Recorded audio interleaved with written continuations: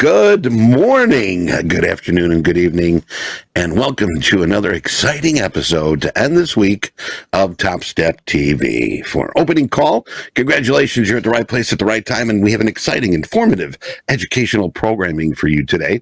And throughout the week, if you are new here, we will be your trading buddy, your trading mentor, your newscaster, your fellow trader, and even that guy that stands on the off-ramp and sells bags of oranges for $3. So I would like some vitamin C for today. But anyway, let's get ourselves ready for some top-notch, up-to-date market trading knowledge with our good friend and my brother from another mother, John Hoagland. Hello, Johnny. Good morning, Eddie, and good morning, everybody. Welcome to the opening call. October the 13th, Friday the 13th today. Ooh, but you know what else it is? It's Friday. Oh, yeah. Capital Preservation Friday. Yeah. Yes, it is. Yes, it is. How was your evening, Mr. Hoagland? It was quiet and brief. Went to bed early last night. Feeling very rested and ready today. Good. Don't know what these markets are going to do, but we're going to take a look and put them in context, always remembering risk management and that word, patience. Patience, my friends. Okay, my man. Well, let's get to some news here. The lovely indices closed lower yesterday's session. That was sort of held down by the jump in the U.S. Treasury in the wake of data showing higher than expected annual headline inflation to the world's largest economy. That was in September. We also have our attention turning to some of the Wall Street lenders today. JP Morgan, the country's biggest bank. We're going to see some earnings there. Wells Fargo, Citigroup, and White Castle. I don't know why. I don't know. I just threw that in there. But Johnny, tell us more. Well, yeah, we had import-export prices today. Import prices were a little lower than expected. Export prices a little higher than expected. Not usually a very impactful number, but does seem to have given a little bit of boost to the equity futures here this morning. At 8 o'clock Central Time, we have one of the talking Feds, Harker, due to speak. We have also the ECB President, Lagarde, going to be speaking at the same time. 9 o'clock this morning, the University of Michigan consumer sentiment is due out. And speaking of earnings, we did have a bunch of some of the bigger banks. The beginning of earnings season starts with the big banks, as well as United Health beating on both earnings per share and revenues this morning. But JP Morgan, Wells Fargo, JP Morgan and Citigroup are the only banks that beat expectations on earnings per share and revenues. We had mixed things coming out. Well, Wells Fargo also, but we also had BlackRock and PNC mixed as far as their announcements this morning. Both of them beat on earnings per share, but revenues were a little bit lower than expected. So, and that's going to pretty much wind up all the known economic information due out today. Although one big announcement, what is it? We're going to be missing Eddie next week. He is taking a well-deserved vacation next week. I know I'm going to miss him. I know you're all going to miss him, but we hope that he has a wonderful, wonderful vacation. I got my dog Lacey here moosing me. Sorry. Hi, Lacey. Good girl. Good girl. Yeah. Yes, I will be out next week. Everybody needs a vacation. You know, especially in this business, you need to separate, take a time out, regenerate, whatever you need to do.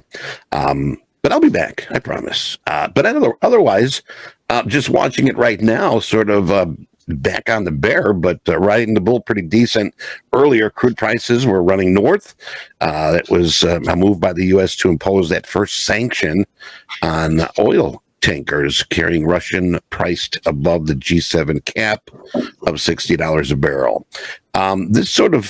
This news overshadowed a lot of the U.S. crude stockpiles. Now, yesterday, we had our EIA, and that was over 10 million barrels last week. That's the most in 8 months. And then we had our API coming in at 13.2. So be very careful. These numbers are skewed. We got a lot coming out today. For you gamers out there, if you were watching and even had any concern, Britain's watchdog today gave the green light to Microsoft to buy Call of Duty for $69 billion. Billion. Wow. It's just a game, folks. It's just a game. And John, did you hear that Steve Scalise had dropped out of the speaker's race?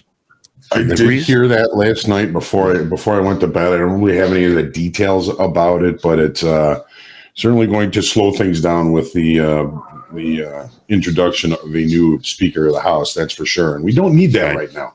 No, we don't. And the reason being is he's a scout leader, and they've got 2 minutes. No, he's actually he didn't think he'd get enough votes. I mean, come on, man. You have a little confidence, you know. Try. You know, you got to try, exactly. So, anyway. Oh, by the way, another Taylor Swift sighting at last night's Thursday Night Football. And she's a pretty girl. Pretty girl. Yes. And I just hope that it works out for her and all her billions. But anyway, let's go to the charts, John, and see what is going on. Yes. Let's take a look. All right. Okay. Yesterday was really, I think, a fine example. Let me get to the daily here, and then we'll take a look at this on the 30-minute chart as well. On the daily, we added 31,000 in open interest on a higher volume on this pullback above weekly kickoff high. Yesterday, I think, was a really fine example of the market's sensitivity to news. Things can change in a heartbeat and anything can happen. Always remember that. If you were on yesterday when I was talking to Eddie around 11:30 to 11:45, I was looking to take a breakout to the upside. There were some things that we were seeing in Delta that led me to believe that the market was ready to push up into the gap. We're going to see that on the 30-minute chart. I stepped away. We took a couple of attempts. I like to time stop those types of breakouts. I don't let them cost me a lot of money. So I did lose a few ticks on those trades, but I stepped away when we finished talking, Eddie, at 11:45. And by the time I came back just a few minutes later, that downside move was pretty much underway. So timing is, of course, everything.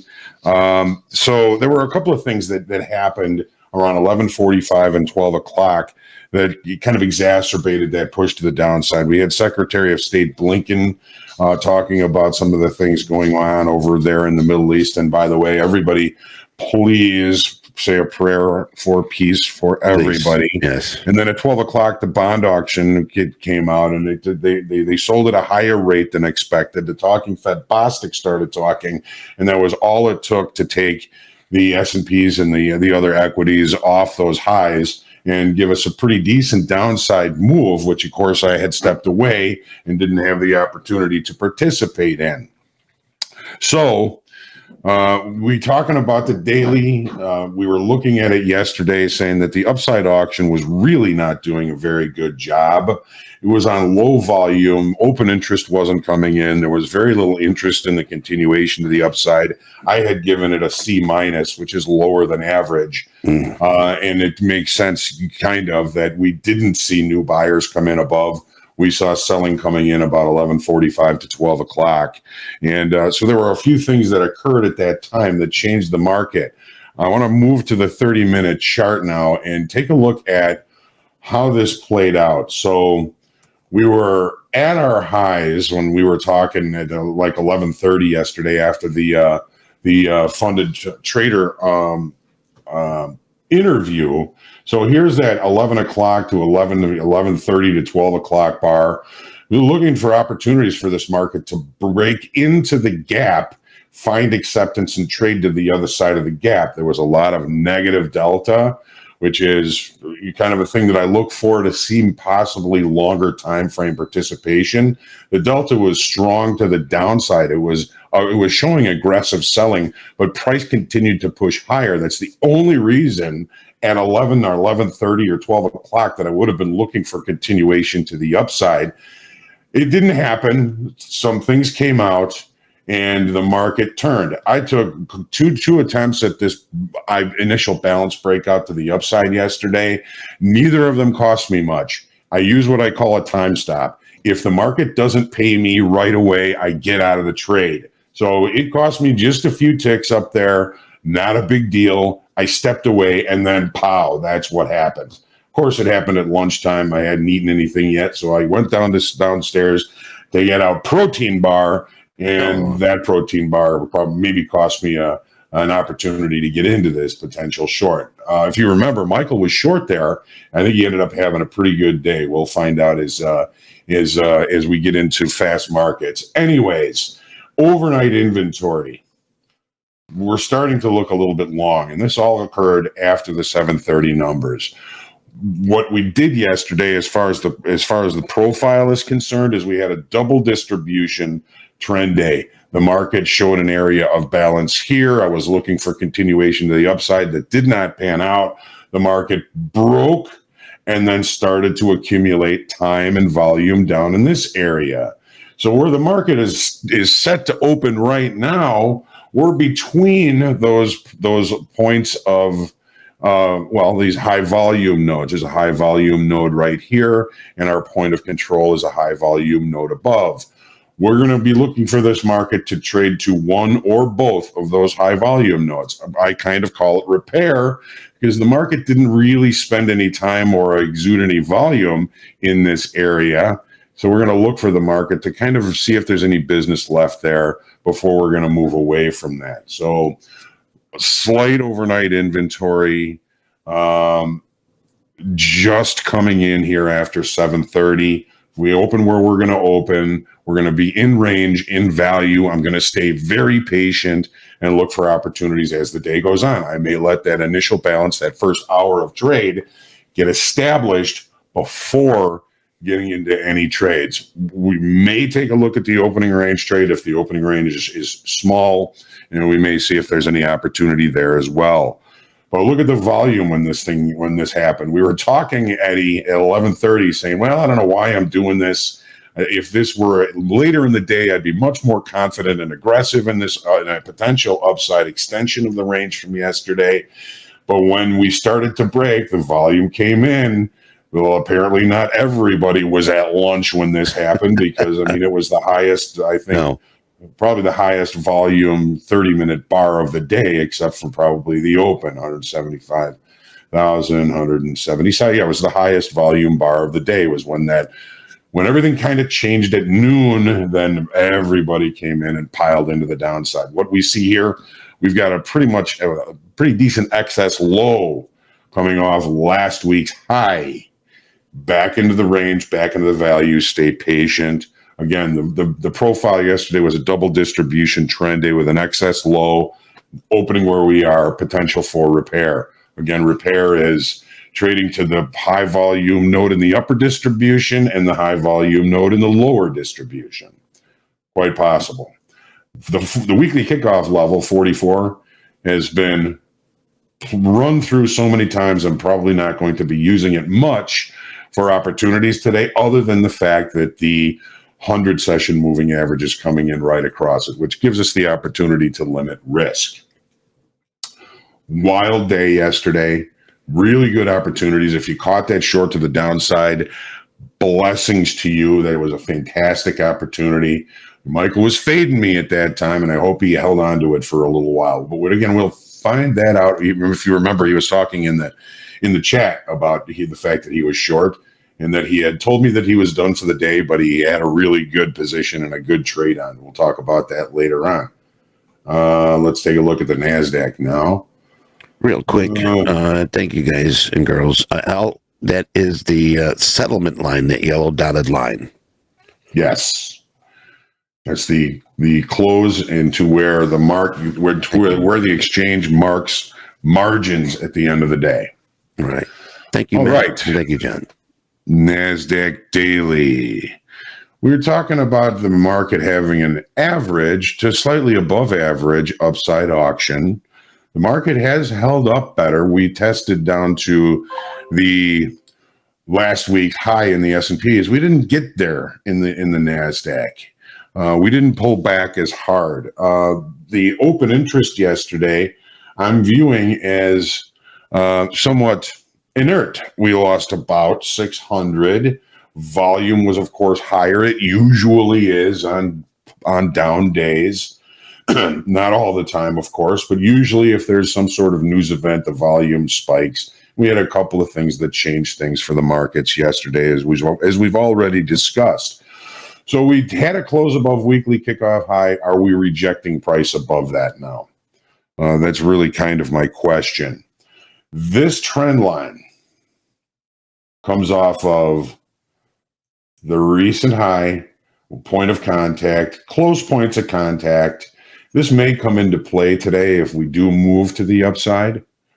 And it's just something I'm going to keep an eye on. It is a visual. The weekly kickoff high, 15,370, has been much more fruitful in the NASDAQ than it has been, if you ask me, in the S&Ps. It's just the way things go sometimes. So moving on to the 30-minute chart. Here is the 30-minute chart. Let's get this. Real quick here, Adam mentioned we're talking about the NASDAQ here. He said that the top of the NASDAQ descending trend line going back July 18th. Last time it dipped 1.7%. It retested and continued downward. Thanks, Adam. This is what we like to see. Yeah. We were just looking at that on that daily chart. Good eyes. Good eyes. Good eye. Awesome. As a coach. All right. So what do? We have overnight inventory. Not really. We've got our value low yesterday on this chart right at settlement. We're pretty close to settlement. I'm not looking at there being much of an overnight inventory. However, we are going to be opening in range and in value and in potential repair area. Our high volume node is going to be value low from yesterday and settlement on the lower distribution, and the point of control from yesterday on the upper distribution. Right in the middle of that is the weekly kickoff high, 15,370. Maybe somewhat pivotal for us today in the NASDAQ. We're going to have to see how things play out, of course. But again, the market is opening in range and in value. Stay patient. Possible for repair. Now, remember, repair was a double distribution trend day according to the profiles here. Look where we're opening. We're opening in the low volume node. Probabilities are we're going to trade to either the high volume node on the downside, which again is basically settlement, and or the high volume node on the upside, which is the point of control from the overall session from yesterday. So the potential for repair is there, and opening in range and in value leads me to believe that I can probably find better trade locations as the day goes on. Most of the information that we're going to have is out already, except, of course, for the University of Michigan sentiment. That can be an impactful number. We'll be watching that during fast markets. Take a look at crude oil now, which is screaming to the upside. So all we did for the first day, 4 days this week was close the weekend gap. We closed it on Wednesday. Thursday, we kind of looked around. Was there any impactful information coming from this? Volume is, of course, going to be lower in the November because volume is currently rolling into the December contract. It's still a little bit higher in the November contract. Therefore, I've stayed on the November contract. You can trade either the November or the December contract. Just remember that there is a $1.20 discount in November to December, a full $1.20 discount. So you're going to have to adjust your numbers, adjust your levels. If you're using weekly kickoff levels, adjust them $1.20 lower to get into the same kind of price ranges that the December contract is in the November contract. Rollover is always going to confuse volume and open interest. I think think we lost 42,000 in open interest yesterday, but that doesn't mean this was long liquidation. It can be completely a function of rollover. So every 1 week out of every 3 weeks, because crude oil rolls over every month, we can't use that information. Or if we're going to be using it, we have to be very cautious about using it. Now we have new information here with crude oil. So we're kind of developing a range here. Our weekly kickoff high, 87.30, pretty close to the high here on Monday, or actually it was Sunday night, 87.24.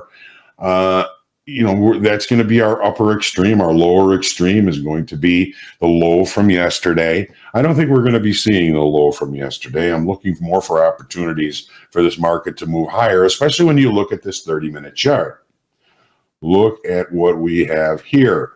We have some very long overnight inventory. We've opened with a gap, so we've got gap rules. If we can't close the gap relatively early, and I understand that is a sensitive,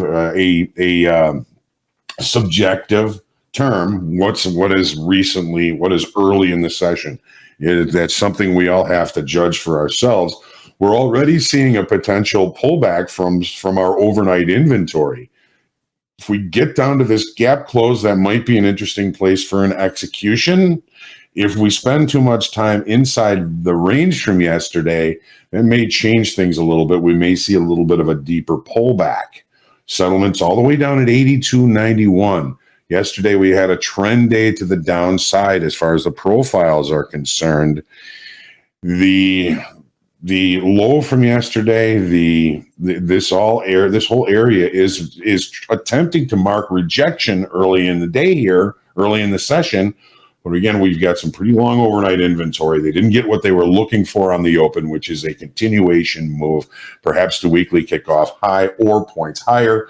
They're adjusting their short time frame P shooter, weaker hands, short time frame positions right now because they didn't get the continuation that they were looking for. So we're seeing an adjustment. This may be a good opportunity for us to be patient, wait for the market to set some sort of daytime structure to lean on to limit risk, to look for an opportunity for a continuation to the upside. Nobody knows what's going to happen. Right. What we're talking about here is context and ways to limit risk. We're not even talking about making money here. We're talking about saving money here. Right? What do we got in gold? Yes. Gold. And on to gold. We got just a couple minutes here, Johnny. We just got to remember to check the time, Eddie. Yeah. When I get to markets, it just flows out of me. Gold. Gold. Wrong market. Okay. It's like doing a guitar lead. You gotta sort of give that guy a nod saying, okay, you're done. There's only one way to get a guitarist to turn down, and that's put music in front of him. All right. We talked about the fact that this auction process was really getting tired at the end of last week. It's been nothing but the upside ever since. Up. Look at what we've done today. Even with the dollar, which was actually, hang on a second here. The dollar yesterday at this time was 106. It's 106.52 right now. Well, last time I can see here. So even with the dollar moving higher, gold is moving higher. Why is that? Uncertainty. Yeah. It's uncertainty in the world, uncertainty in politics. The market is really pushing to the upside. We lost 1,000 on this pullback yesterday on lower volume. A healthy auction to the upside is going to bring volume, and it's going to increase open interest. On the pullbacks, usually you're going to have lower volume and you're going to lose open interest. So the market is really driving to the upside here this morning. My suggestion is try not to fight it. Now look at what we've got on the 30-minute chart here. So the market left the opening range at the high yesterday, pulled back, still had higher range, higher value. Everything about yesterday's pullback was still friendly to the upside. Look at the overnight inventory. We've got a lot. Just took off, I tell you. Right? Yeah. So, and we've also got gap rules, but there's a big gap there. We're seeing possibly some overnight inventory adjustment here. But when we open this out a little bit, we're talking about the idea that there's a whole lot of weak structure above, and there's 3 gaps, 1, 2, 3. There's one point of control that we just got to this morning. Another one. So there's really 1, 2, 3, 4 more weak structures above this market that this market can target and can get to at any moment. And then if there's a downside pullback, there's also weaknesses down below. We've got a gap here, point of control, gap, point of control. This market has been kind of unorganized, and that's the kind of where we get that weak structure kind of concept from, because it's been emotional. The way down was emotional. The way back up has become emotional. Anything can happen. Yeah. So make sure you take your deep breath, stay humble, grateful, creative, and centered in your trading today.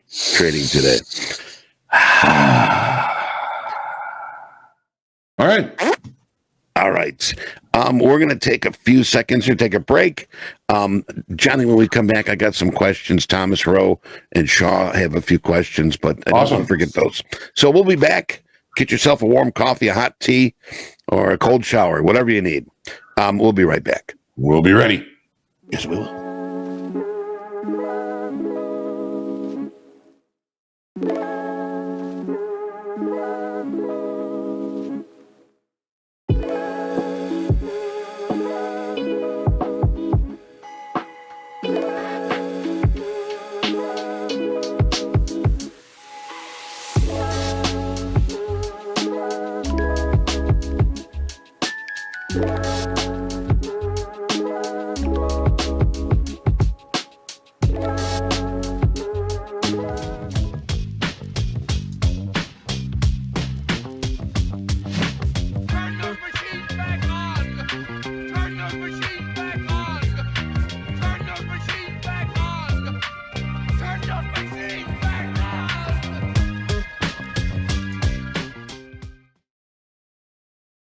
And as I promised, yes, we are back.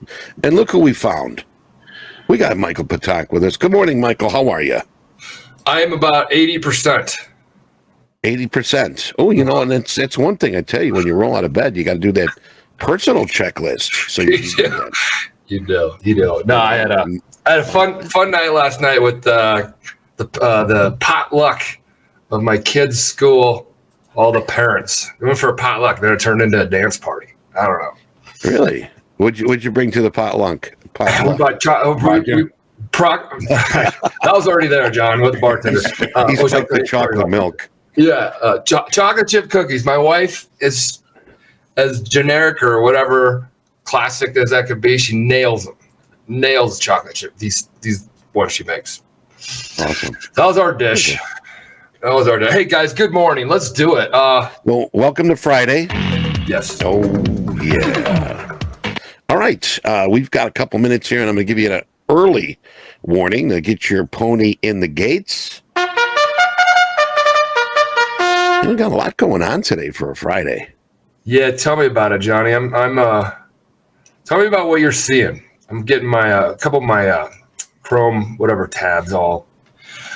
This computer, everything running. Yeah, this computer needs to not upgrade. It did an automatic upgrade or whatever last night. So Are you everything back up? You had a better commute today, I hope. Oh yeah, I didn't take the shortcut. No shortcuts today. I picked up a breakfast sandwich and a Gatorade, if that means anything. You got to get you a snowmobile. They would have got you in. I've never gotten into that yet. Danny's going to come on here maybe today, right? He's a big snowmobile guy. Oh, man, I got to hook up with him. I love snowmobiling. Oh, you do? Yeah, okay. I used to. We got horses in the gate.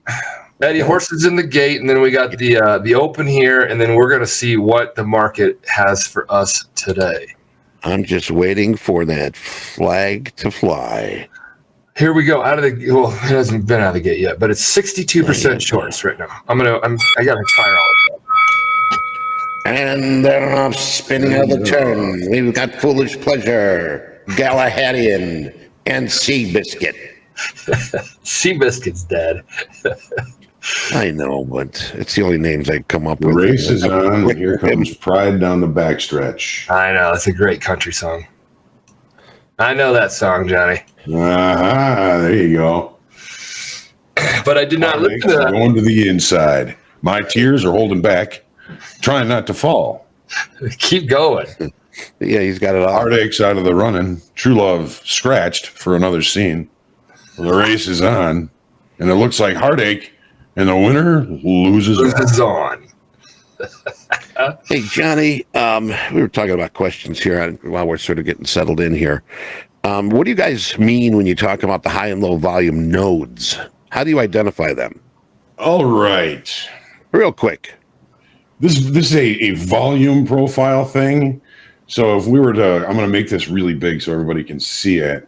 We got a really big opening range here in the S&Ps and in the NASDAQ, which I think is good because that's going to encourage John, me can you go to the right? I can't see yeah, all the way to the right. Sorry, I was just trying to expand. Oh, yeah. Sorry. So this is the volume profile from yesterday's session, right? So we can see a distinct area of balance or an accumulation of volume in the upper part of this profile. When we left this volume area, we left very little volume, and then we started to accumulate a whole new area of balance and an accumulation of volume down here. The high volume nodes for the double distribution trend day from yesterday are basically settlement. You can see that there's a lot of volume right here. So this is going to be the lower, the volume node here, low volume node here, high volume node up here where the volume point of control is. Cool. For those of you interested in market profile and volume profile, make sure you're here next Wednesday at 12 o'clock for group coaching. I'm going to go through the vocabulary, what's a point of control, what's the value area, what's high volume, what's low volume, what are the nuances that we can get from the profiles. Is going to be an action-packed and information-packed hour. There is a lot of information that we can glean from these profiles. First thing first, we have to understand the vocabulary, how they are created and how they're built and how we can begin to use them as a context tool. It's not an indicator. It's not going to say where to buy and sell. It's going to show you where the market has accepted, then rejected, then accepted price. Michael, today, my thought with the large opening ranges that we've got here, the NASDAQ opening range is about 30 points. The S&P opening range is 7.5 points. Where are we opening, Michael? We're opening in the low volume node from yesterday. When we do that after a double distribution day, I look for the market to repair the profile from yesterday. In other words, we've opened in the area of low volume. I'm looking for the market to trade to the point of control of the lower distribution, the high volume node from the lower distribution, and or the high volume node from the upper distribution. 314. I wish this worked 100% of the time, but nothing does. Right. You got to. Well, you miss 100% of the shots you take. Isn't that what Gretzky said? That's true. Yeah. Well, Thomas, I hope that short answer helped you. Did you take notes? Yeah, check out this lineup of power players next week. How fun is that? We got some good stuff. I'm gonna miss them. Okay, John. So that was the 314s. Was the volume node low, and the profile. Hold on, what'd you say? The down here lower. So all right, let me give you the numbers here. Hang on a second here. I gotta fix this. All right, the low volume node from the lower distribution is basically settlement 15.315. 15.315. She's dancing right now, so I'm not too worried about the NASDAQ right now. Yeah, hey guys, this is a no trade zone for me most of the day. Yeah, and it's a no trade bias right now. 60-40 to the NASDAQ bias short side. S&P 52% long bias. So nothing. sit on your hands, please. If you, I'm not saying do whatever you want, but like I would sit on your hands. And we've got Michigan sentiment at 9:00 this morning. There you go. There's another thing, Eddie. Make sure we hear all the alarm bells before that.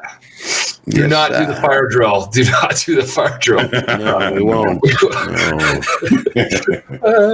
Okay, 15,315, and then is that what he said?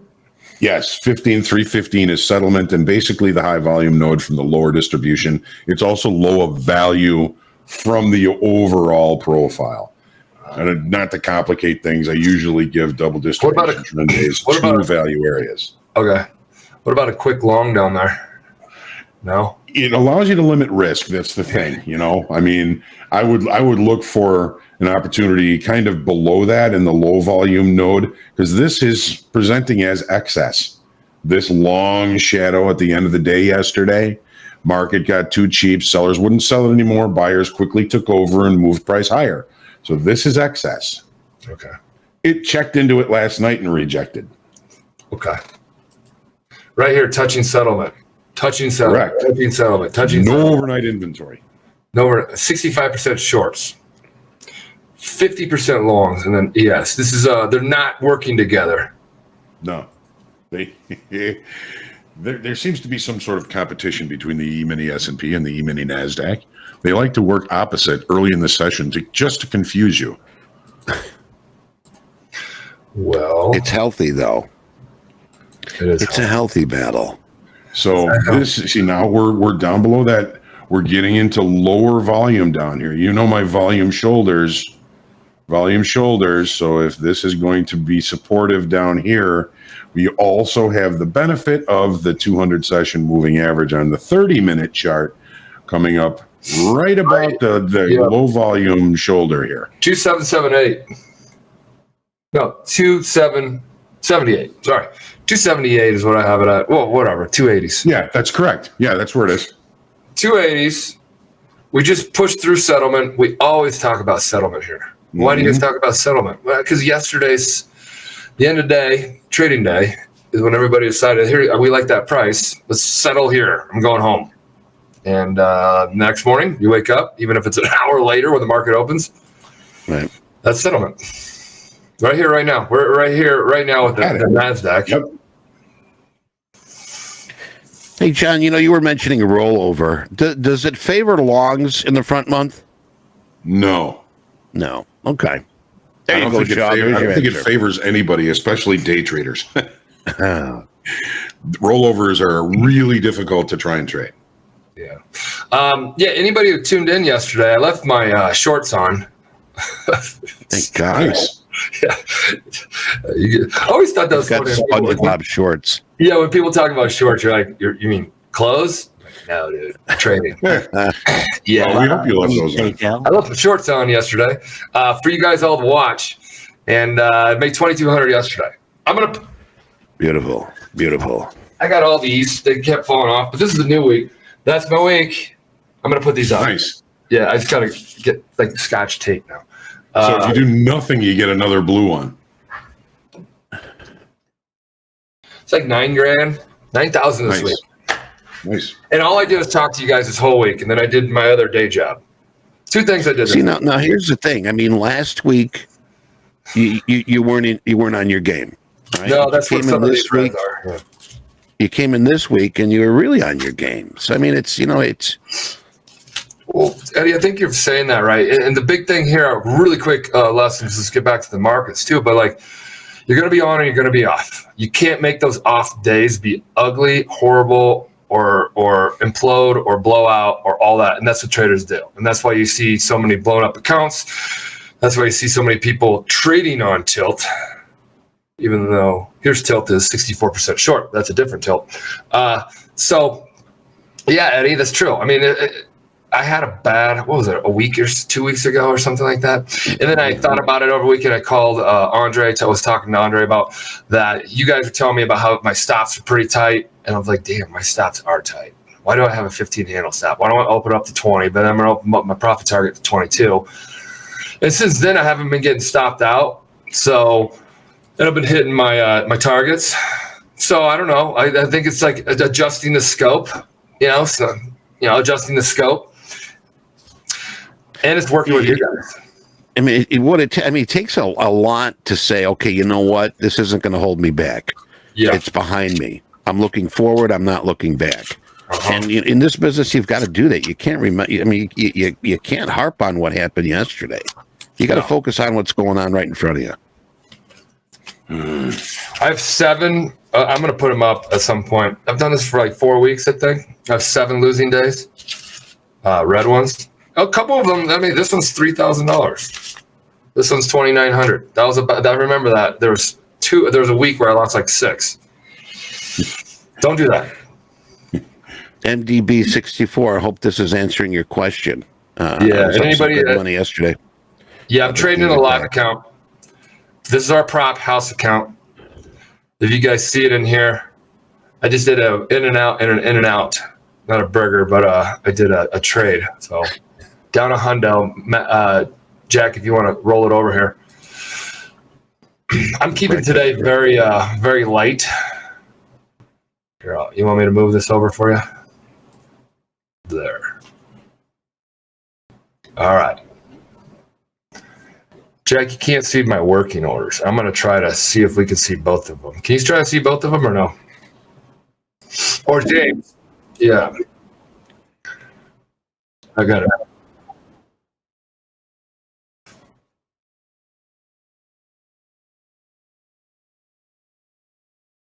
Whatever you're seeing on the screen, I just wanted, yeah.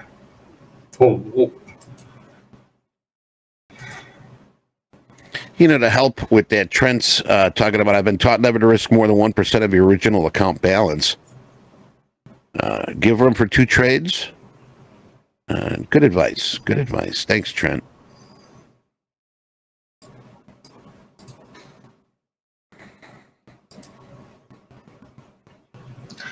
The silence. Hopefully you guys are all watching your charts, kind of digesting what's going on right now. See, this is, you got the NASDAQ that traded down to the lower point of control of the lower distribution. You got the S&Ps that just traded to the high volume node in the upper distribution. They're just acting different. They're acting opposite. So we got to see if we're going to, it's got me all twisted up here. Yeah. Anthony, I'm with you on that. Mondays and Fridays, I try to stay away from those days. It's another thing we should put on the table too, Michael. I mean, you're having a good week. Oh yeah, I'm not trading. Coming in Friday trading. I mean, trade small. You don't want to lose that. That would end the week. Yeah, Michael, you had a good week. You could walk away now and be happy. Yeah. Well, I would like to go home and go to bed. So yeah, that's slopes. Oh yeah, you were doing quarter beers last night, right? It was with the kids. It was a potluck party or like potluck event where you go there and there's like 10 other parents, all parents of our kids pre-K. My kids in, I don't know why they call it pre-kindergarten, whatever, 4 years old. They're all fun. We had a good time. Here, look at this rally. It's popping. Yeah, when you say potluck coming from Colorado, I'm thinking, what kind of strain did you bring home? They're raffling off dime bags. Honey, get some more tickets. Get some more tickets. I woulda. No, it's 5 o'clock. I mean, I was in bed at like 10. So that was a good boy. I had the wife drive home. Well, I was even a better boy. I had the wife drive home. I thought maybe you had Thirsty Thursday last night. That's why you were at 80%. 80%, yeah. Well, it was Thursday. It turned it into Thirsty Thursday. Oh. Yeah, so I'm not 100%. So I'm definitely not going to jump into anything. I like my week. And when I'm saying I like my week, I'm just talking out loud so then everybody here is like, if you had a good week, make sure you keep it all day long. If I, right now, trade like an asshole. A goofy boy? Yeah, and I give back. And if I give more than $1,000 away today, I typically have a $3,000 loss limit. Today, I'll give myself $1,000. No chance under this beautiful planet here that I would ever lose what I put together for the week. That is what I've learned in the history of trading. Then you just go back, you're like, why did I even go to work Monday through Friday? Like, why? So it's not like going to work at another job. You get paid. Even if at the end of the week you F up, you still get paid. This week, in trading, you F up at the end of the week? No. Yeah. Makes for a long weekend. It does. A nasty, dark, gloomy weekend. Mm-hmm. Then Monday comes, you're thinking about last week, all that kind of stuff. So my P&L for the week is 4,200 on Monday, 1,180 on Wednesday, 1,800 or 1,100 on Tuesday, 1,800 on Wednesday, 2,400 yesterday. And this is just trading with you guys. I mean, like, I've had people like, why do you trade more? I don't, why? I'm making money. Why would I? Michael, Jake says if you ever get back to Ames for an ISU game, he's buying beers. Hell yeah. Yes. Cyclones. You know what's way, way cool? I was not a very good college athlete. I played in I was high school good, not college good. Went there. We were on one of these. Wasn't it back in Squawk Radio days, Eddie, where somebody's like, "Hey, I have your football helmet from Iowa State." I'm like, "What? What do you mean?" He's like, "Yeah, your name's in it. I bought it at a garage sale or something." I swear to God. He said it. He said it to me. I'm like, "What do you want?" "Oh, thank you." I had my name in the ear hole. Like, I was number 5 at Iowa State, but I'm telling you, like 4th string, like no PT. Man, that slips my mind, but I think it's coming back. It's coming back. That's cool. Yeah, it was very cool. That's really cool. I have it in my closet in Chicago.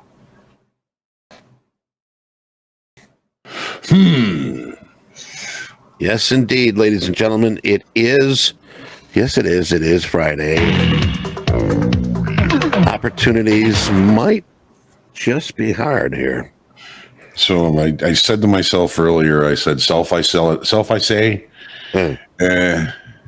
you're going to be patient today. You're going to let the market establish an early range, and you're going to focus on the extremes of that range for any opportunities. That means probably waiting for the initial balance to establish. That's its first hour. It's not sexy. It's not fun. It's not interesting just to sit here and wait. But that's what I said to myself, I said.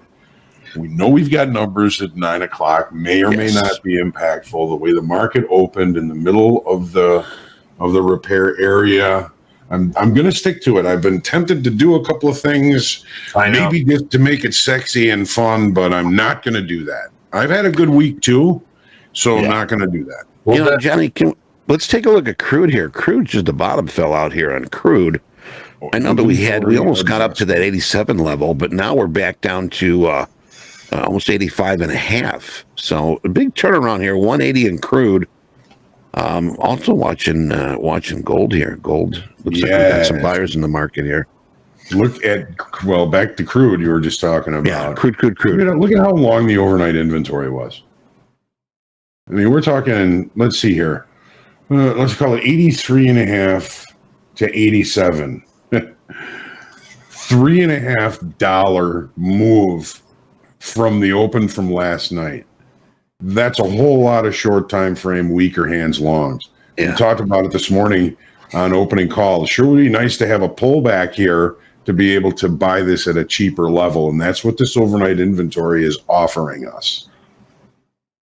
Okay. That King. So range charts, no. E. Burns says, let's get those likes up. Thank you, E. Burns. Yeah, let's get those likes up. Hit that like button if you like what's going on here today. If you had a good week, and as Hogue calls it, the lucky like button. Hit that lucky like, and you'll have lucky like all weekend. 50-50 tilt. 70 on the sisters, NASDAQ and S&P. 70% short on the gold. Crude oil, 72% short. So we've got a naked point of control that we checked here today. We checked into this gap Yet another naked point of control. We've been talking about this weak structure up here for weeks. Finally, we're coming in. We're taking it out. So this naked point of control here met. Gap almost filled. More weak structure above. I'm not fighting this move. If we get a pullback, there may be an opportunity to buy it. But look how long the overnight inventory is here. We're really not pulling back that much. Very little probability of closing this gap. Eddie, remember how much we had to sit on our hands Monday and Tuesday? There was a lot of sitting, but the thing was, what was good about it is we made conversation. We kept the blood flowing. We kept our mind sharp, just waiting for that opportunity. Yeah, speaking of opportunity, and then we waited for the weekly kickoff level on Tuesday. We waited for the weekly kickoff level, and that was John dusts off his charts and works all weekend long. So then Monday morning, A lot of dust. Yeah. Get the vacuum cleaner, honey. That's why I'm so tired on Mondays. Yeah, right. So then Monday morning, this sits in your inbox. You open it up, get ready, shower, open up your inbox, and you're like, holy cow, it's a weekly kickoff from Topstep. What's in here? Gives you a little high level on the markets. And then you click a button and it says, take me to the levels. And John shares levels. Now, I'm saying this because Tuesday we waited all day, Eddie. All day. Deanna was there. She was awesome. Talked, sat here. Very, very quiet trade. Just hovered around like settlement all day. And then it started creeping up. And then it hit the 370s. I think it was the 370s. Is that right? Yeah, I think you're right. Yeah, I was thinking the same thing. I better check. But yeah, 370 was that level. Holy cow! What was the high today? 366. Okay, maybe it's still on attack. Hit the 370s and then sold off hard. That was biggest sell off, biggest move of the day, right off of that. And you had to wait, Eddie. Remember, you had to wait to the very end, and that was your trade for the day. Unless you're trying to really like get in these small because it was really rangy. And then it kind of started drifting higher, and you didn't really have there wasn't really anything telling you of any big pullback or anything like that. So long story short, patience. Right now. You opened up your stop a bit, didn't you? No, I didn't. No, you kept it at 15? 20 hand. No, 20. This week I opened it up, and it's been playing really well with the markets on a 20 handle stop. That's because I've been getting in it a little bit more patiently. And then it's not hitting because everybody knows if you get in too early, it will hit your stop. It will hit your stop unless you're like, I don't have stops. Well, then when you get in too early, eventually it will hit your stop, and that's where you probably actually meant to get into the trade anyway. Yep. Right. 8-Ball is asking, what's the highest account balance Topstep have ever seen in a live account? I mean, guys haven't been paying attention. They take money out, 100 grand, 120,000. I don't know. Like nobody keeps millions. You don't have to watch. Go to my screen. I'll keep putting. You can keep putting orders in. Keep putting orders in, because we have a prop account, and we have a relationship with the brokerages and the clearing firms, and we get leverage, and we don't have to keep money. We could put $0 in your live account, and you could trade 100 lots. So the balance doesn't matter. What does matter is you taking money out to keep your balance low. That's what we always try to encourage people. You encourage that, yeah. So it's not the same as go ahead. I'm sorry. Even some of the bigger prop firms, like back in the day in Chicago, if your account was too swollen, they told you take some money out. Yeah. Right. Take some money out because they didn't want you to look at that and say, well, I got all this money. I can friggin' leverage the hell out of this and lose it all. Yeah. Right. Yep. That's definitely true. So I don't know. Right now, Hughes is on here on tap on the shoulder. It's a session that we have later today. He's on here. He has like 110 in his account or 100,000 in his account. He's already really good. He's already taken like 50 or 70 out. I don't know. I heard from Brett today on that shoulder tap. Yeah, I'll get it. I'm sure he'll bring it back up again. But I know we've been very happy in his performance, doing very well. I love seeing live traders, the ones that are in XFA. The funded trader, there's two levels up there: express funded account and live funded account. Live funded account, you are trading prop firm. You're at our prop firm. You're trading under our house account. You're live orders. Not like these other funding companies who never puts anybody in the markets. Trading real orders. Right. They go to CME Exchange. All tag 50s. Ask another funding company if they know what a tag 50 is. Tag 50. It's not a recess game either. It's No, that's not it. yeah. That's identification that you're a real trader in the markets. Yeah, that's your connection to the actual market. There you go. All right. I'm going to give the 5 minute here. 5 minutes remaining. 5 minutes remaining. It sounds like, wow, it Sounds like a you. soundbite. It is you, isn't it? It's not me. It is you. 5 minutes remaining. 5 minutes remaining. I got that down pretty good. All right. We don't need that you, sound you effect. recorded that. John, does the weekly kickoff matter right now? The 370s again? I think it matters less in the S&Ps, but when you look at the open, but until we broke through it yesterday, it was support, resistance, support. Things changed. Now it should be resistant again. It's been run through so many times in the S&Ps. I'm not really paying attention to it, which means it probably matters even more because markets love to make a liar out of me. But I think it's still, a relatively valid number because I don't think that it has provided the what it's supposed to do, and that's supposed to wake up longer time frame traders to adjust inventory. And I don't think we've seen that yet. I don't think we've seen it. We had we lost about approximately 600 in open interest on that pullback yesterday. It's nothing. Long time frame wasn't involved in that. That was short time frame bullshit. Wow, Johnny. Tell us how you really feel. Jeez. Johnny just John coming back from Florida. Yeah, he learned a new potty language. I've seen John angry one time in my history of working with him. I've worked with you, John, for a decade plus. Yeah, and I remember the kid's name. I remember the kid's name too. Guys, this is how much we care about trading. We've been doing this for 2010, and we would talk to traders on the trading floor. We're in the pits, then we started getting out of the pits. Now we're on the desks. We have a headset on, and I see John goes like this, slams the headset down.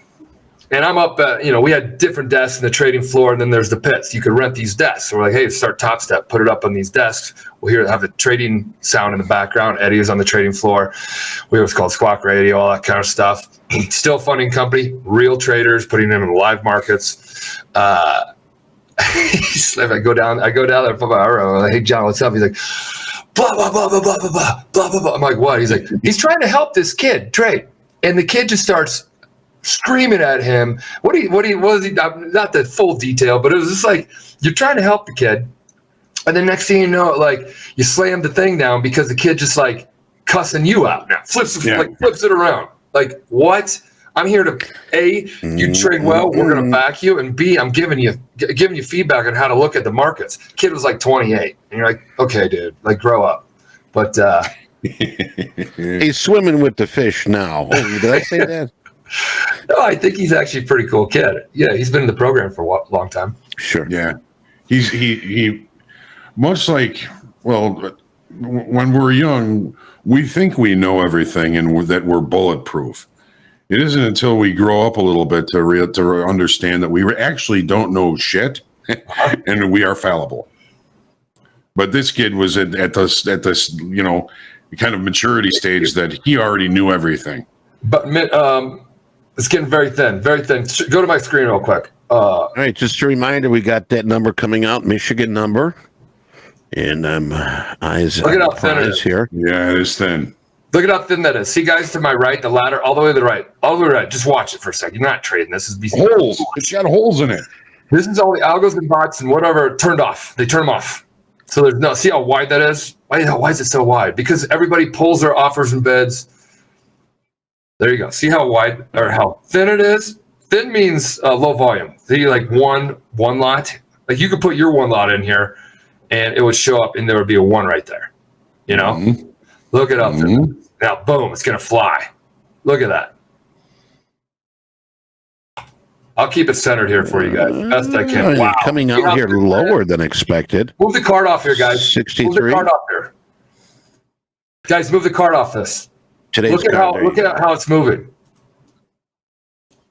So we were lower than Jumping off the dome. expecting a 67.2, coming in at 63 for our October sentiment. Okay, now watch this. I want you guys to watch the ladder. I'm just trying to get you guys to focus. Who cares about everything else? If you're in a trade, then stay in the trade. But like, then you'll see it thicken back up. See it start thickening back up. Now it's closer. See these bids and offers are closer. They're tighter.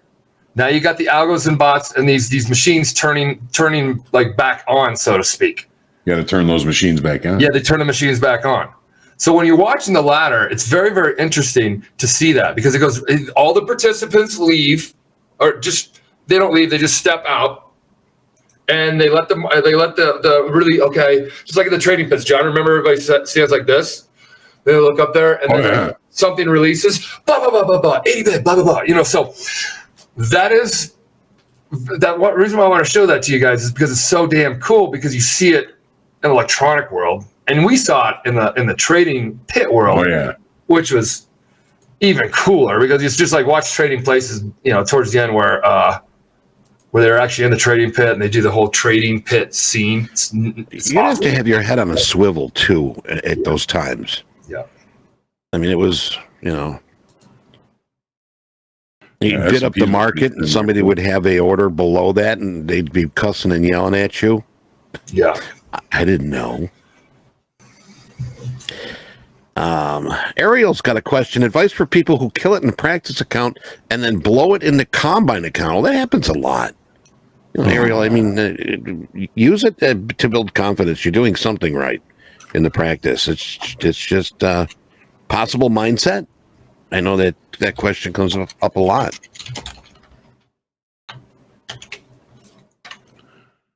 We were just talking about that in group coaching the last time I did it, I think. And I have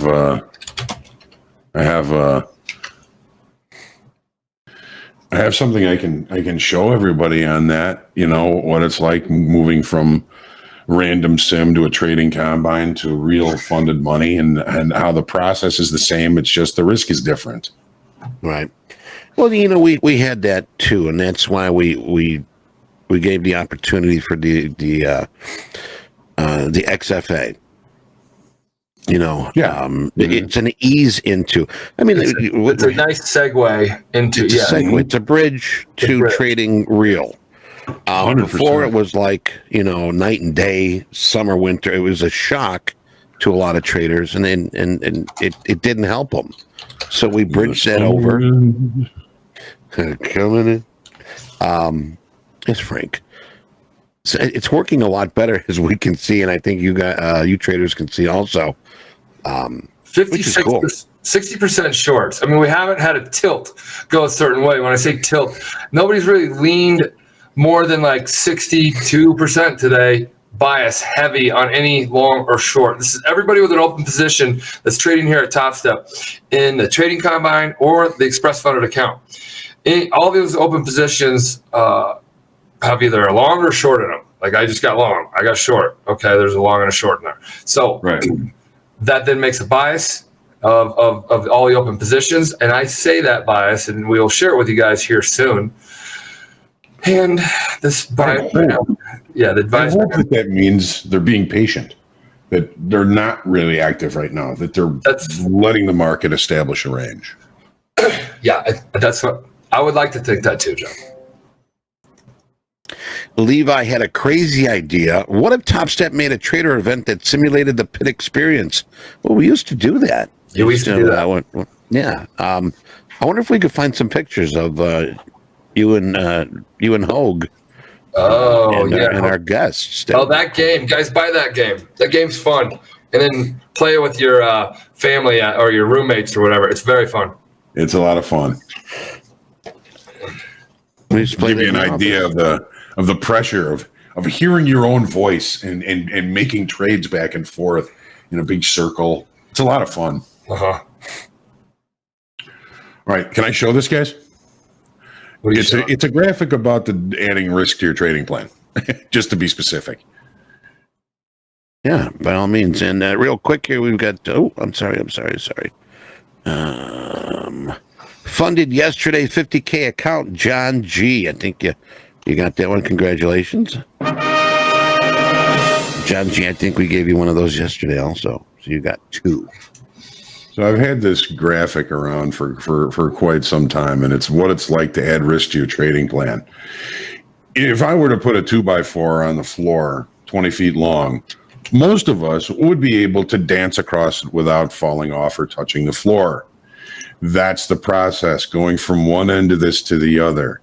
In sim, there's no risk, there's no accountability, and there's no consequence. Get to the trading combine. Now it's 2 feet off the floor. A guy like me is likely to roll his ankle and sprain his ankle if I fall off of that. But it doesn't change the fact that the process of going from end to end is the same here as it is here. If I can have the confidence and maintain the same process going from end to end, it should be pretty easy. Well, going to a funded account, now it's 4 feet off the floor, but it doesn't change the fact that the process of going from end to end is the same. It's just the risk of making a mistake is more painful.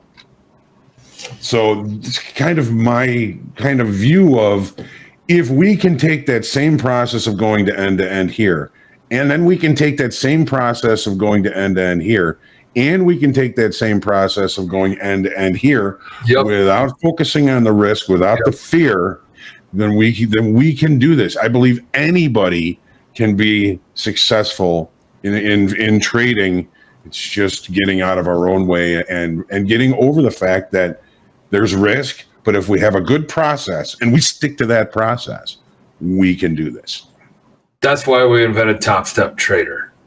When we first started, it was called Topstep Trader. And we said, hey, how do we give people a bridge into real money trading? I lost three $30,000 real money trading accounts. I didn't have a damn bridge at all. I had a brokerage. It was TD Ameritrade. Actually, at that time, it was Ameritrade.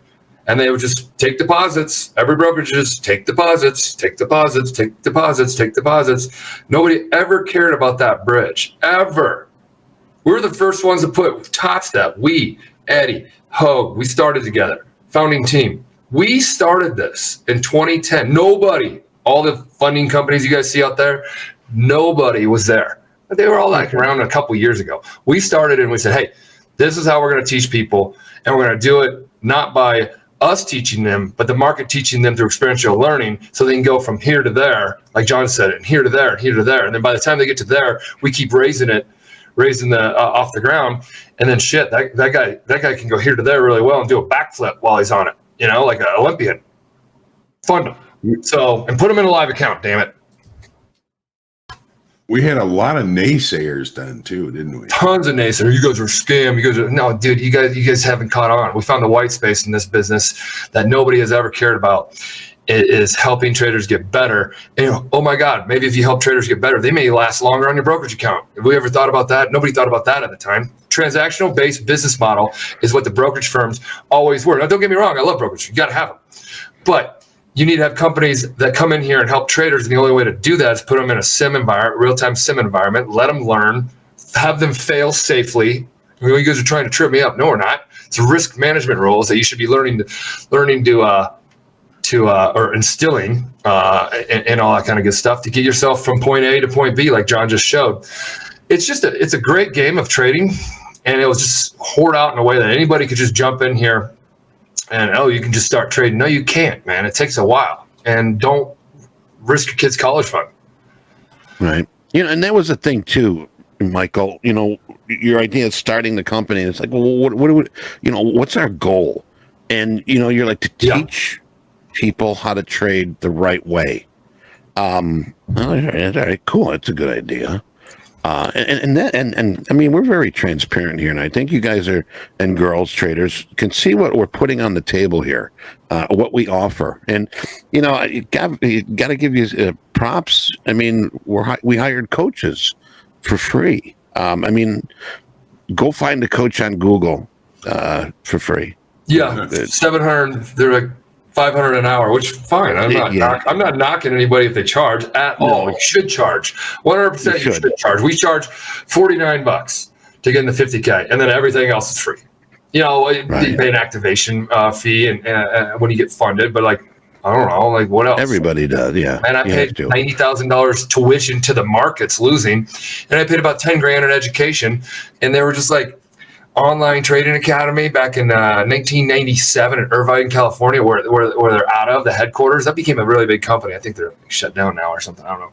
And I paid $2,500 for a charting class. You sat in there and nobody traded. Just like, here's a Head and Shoulders. I'm like, okay. I mean, like, you got to be in the markets to learn, period. That's the whole name of the game.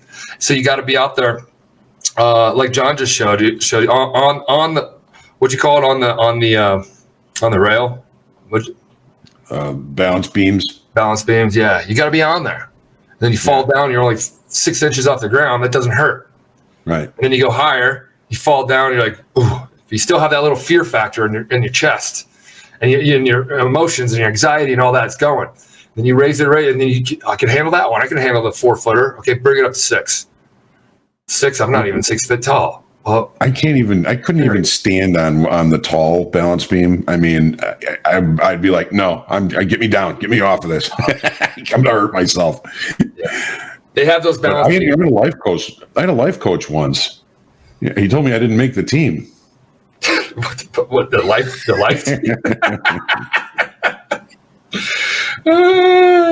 that's good. Thanks, Mac. That's good. Thank you. All righty. So that's our little rant for today about why starting on sim and moving to real money is the right path rather than going straight to real money with no experience how to go across the balance beam. That money will not be that same balance when you start.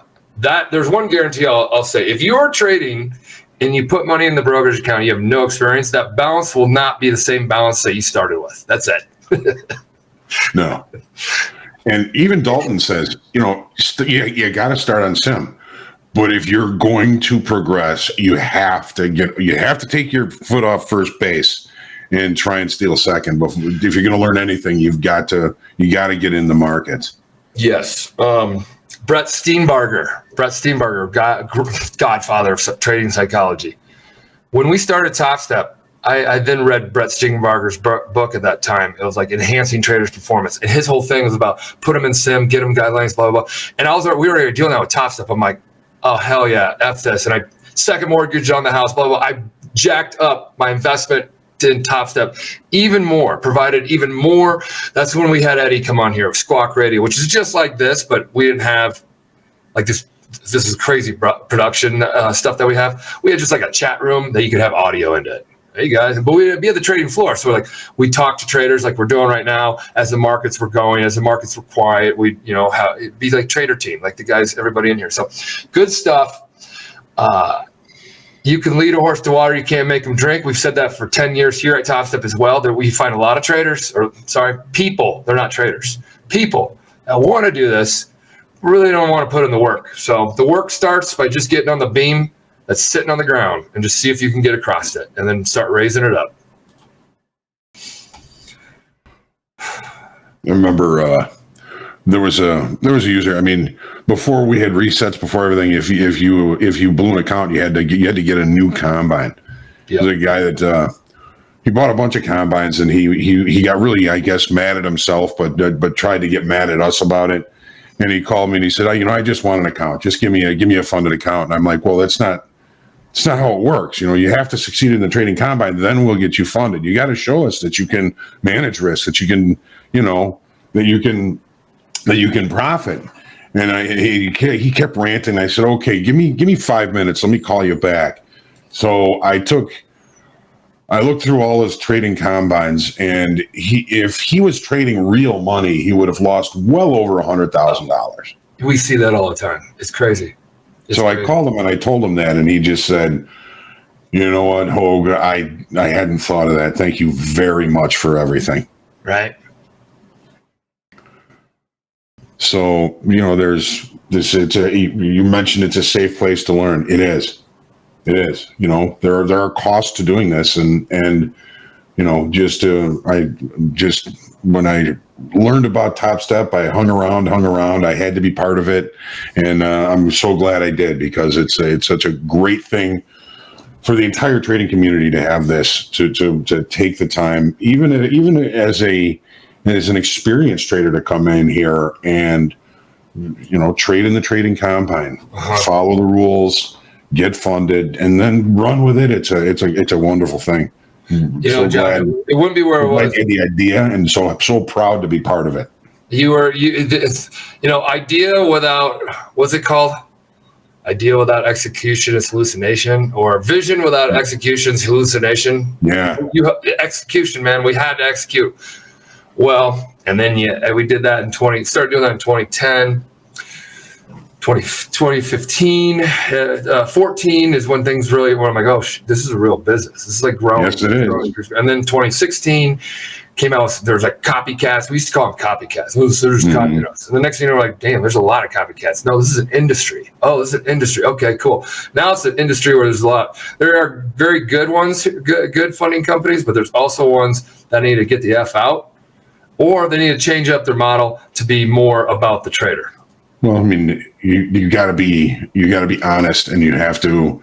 It's one of the things that's part of our mission and vision is it's traders first. Yep. Vision 1. Have a good weekend. Whoa, that's a trader right there, calling it an early Friday, guys. I like it when people call it. If this views start going down right now, I'm totally fine with that, because it means everybody's calling it out, checking out for the week. We check out for the week. John, you know this. If you're the last guy in the trading pit, remember back in the trading pit days, last guy in the trading pit on a Friday afternoon, you think you were crushing it that day or week? Or are you getting crushed? Which one? You were getting crushed. You're chasing money if you're in the market. You're still in the pit afternoon on a Friday. Right. So the markets are, let's get back to the markets real quick. We're under settlement on the NASDAQ. We always talk about settlement, return to settlement. You see these right here. These yellow, that yellow. That's settlement. Sorry, it's down here on the NASDAQ. Yeah. Yep. When we get the chance to go back to my chart, we're almost doing a perfect repair day in the S&Ps. Not so much in the NASDAQ, but the S&Ps are just about to finish their perfect repair day. Oh, here it is. Yeah. So where'd we open? We opened here in the low volume node. We talked this morning in the opening call. Market is going to trade to one or both of the high volume nodes of the double distribution trend A. We traded to this point of control up here.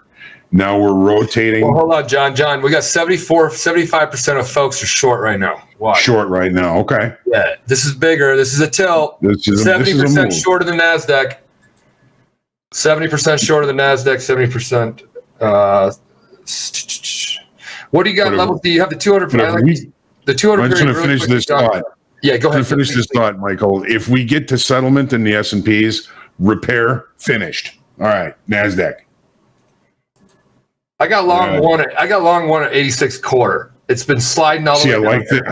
I like the 200 session moving average. Yes, me too. I like the excess below that level in the NASDAQ yesterday. This is excess. I mean, the price got too cheap yesterday. Sellers wouldn't sell it. Buyers came in. It was too cheap last night. Buyers came back in. So I don't hate it, and it's a good risk limiter. I mean, I got a good entry. It's 86s. So I've been in the money since I clicked it. Now I'm at the money.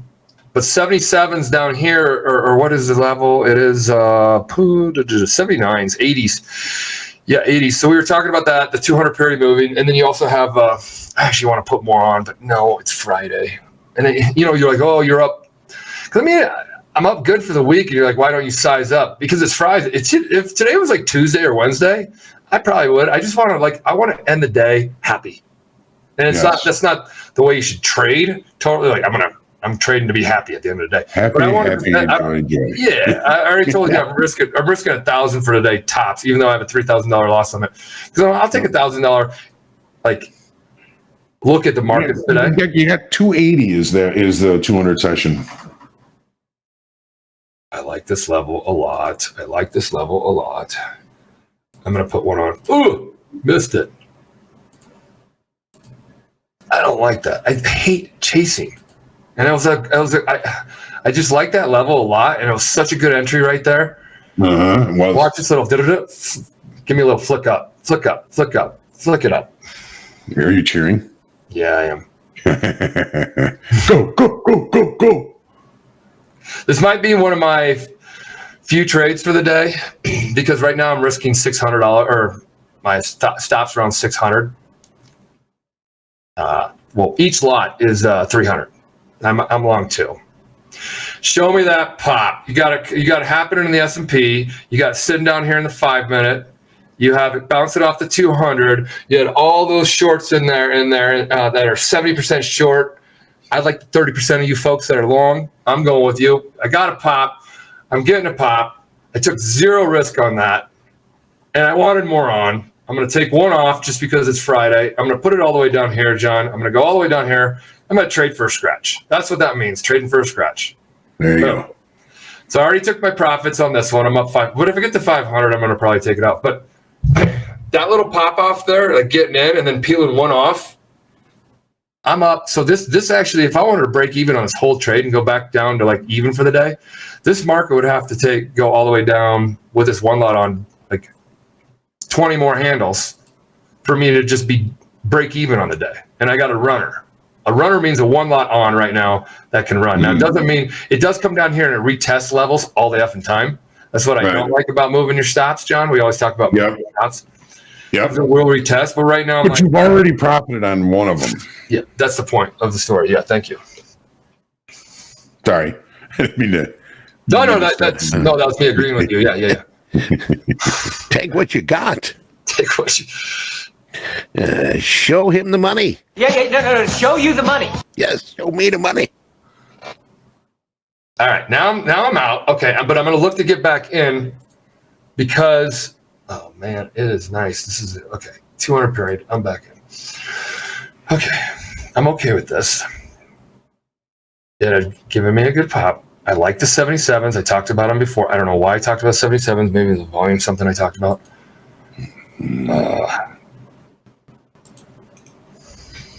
That was a flirt down there. That's why when you move stops, sometimes back to your break even after the market moves, it comes retest. John, you always tell me retest that level typically. It does retest, and then you're like, oh, I got stopped out, and then it goes your way. And then it goes your way. It's like getting slapped in the head twice. It's getting slapped exactly. It's like you get in there, get slapped. So I don't know what's going to happen right now. I just feel confident that it's going to hold these levels right here. What? You don't know what's going to happen? What? Hey, Michael, Ghost is asking if I click on the ladder away from the price, will it fill me with the best price or the price I clicked on? Kick on the ladder away from price. I don't know. Try it. Well, I like trading on the ladder too. If you try and place a bid above price, it's going to lift the offer. See all these? See, this is me putting in all a bunch of bids. See, working bids. They're actually in the market. So I'm going to cancel them all. Whoa. And if I want to just buy one right now, I could go on this column where my thing is and just click here. But if I'm clicking, watch. If I'm clicking down here, it puts it right there. I'll cancel it. This is how simple that I love trading on ladders is. It's just a grid. Right.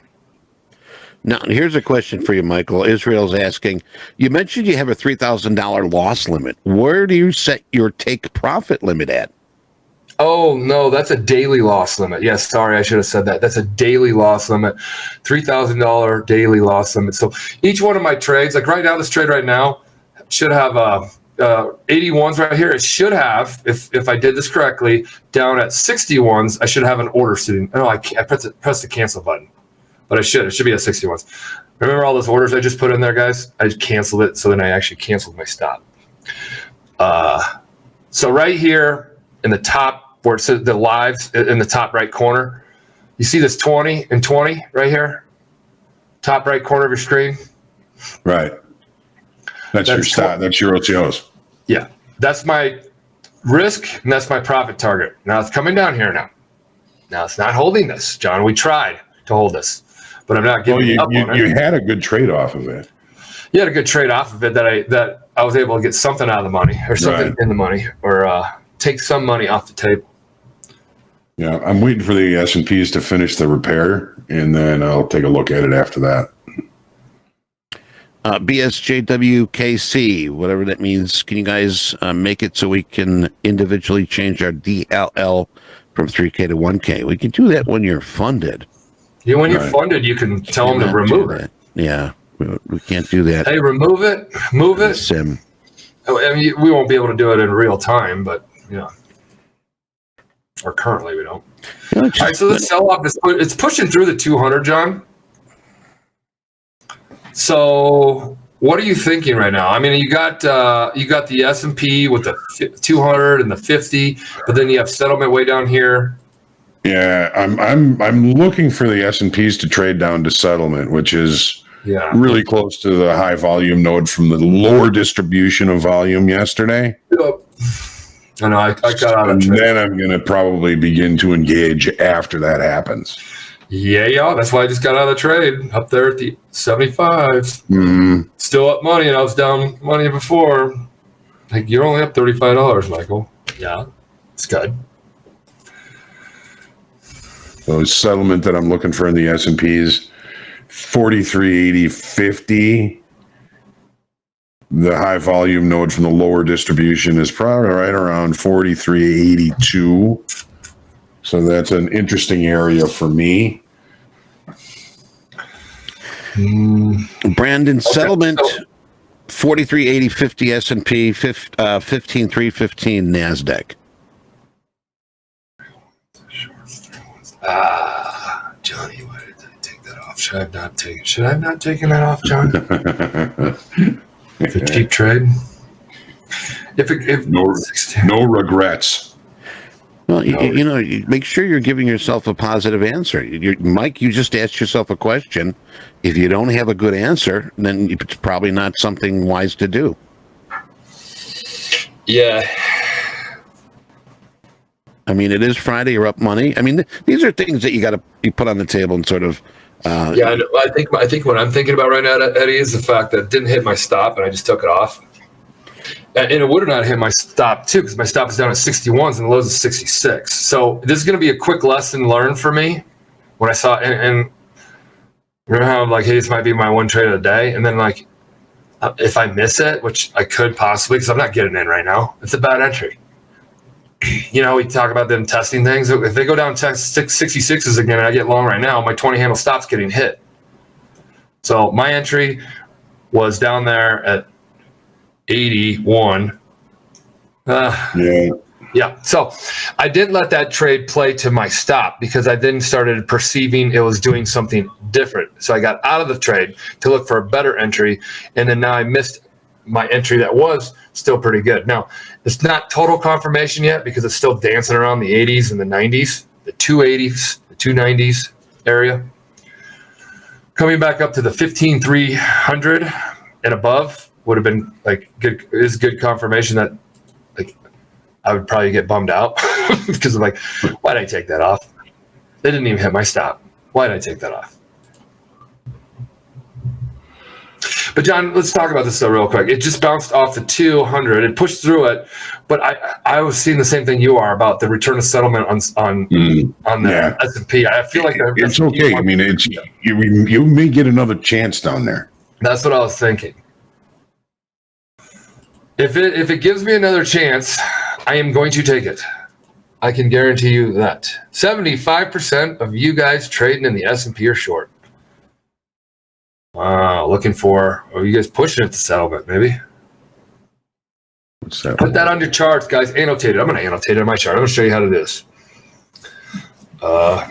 Jay Meister is long NASDAQ 15,311 to 15,339.5 and asking anyone playing that.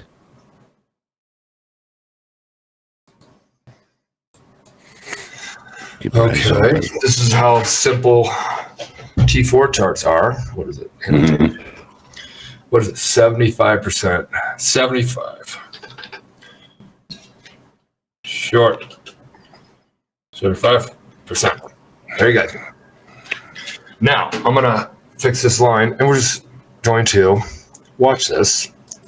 So then this tilt right here, right now, right here, as you guys can see, probably hard to see, but it says 75%. So we're going to watch this, and then later on in the day, when we have my chart sitting here, and I'm probably not even going to be here. No, that's cool. Yeah, Then you're gonna remember that the tilt said 75% short right here, right there. right there. It's it's simple to do. It's a bit of a pain in the ass, but that would be something really cool if we could continue to do that. Oh, we can. I can do it. I can annotate too. Yeah. I'm not gonna move this. It's kind of annoying.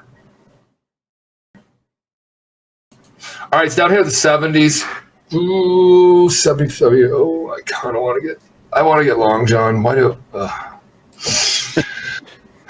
Be patient, Michael. Be patient. It will come to you. Patience, Iago. It will come to you. It will come to you. 60. Ramen, that tilt indicator, yes. Eventually down the road, that will be available to Now you're in. Topstep traders. All right, I got in at 68. Oh, it's dancing here. This is when it's scary, but it's also a great time.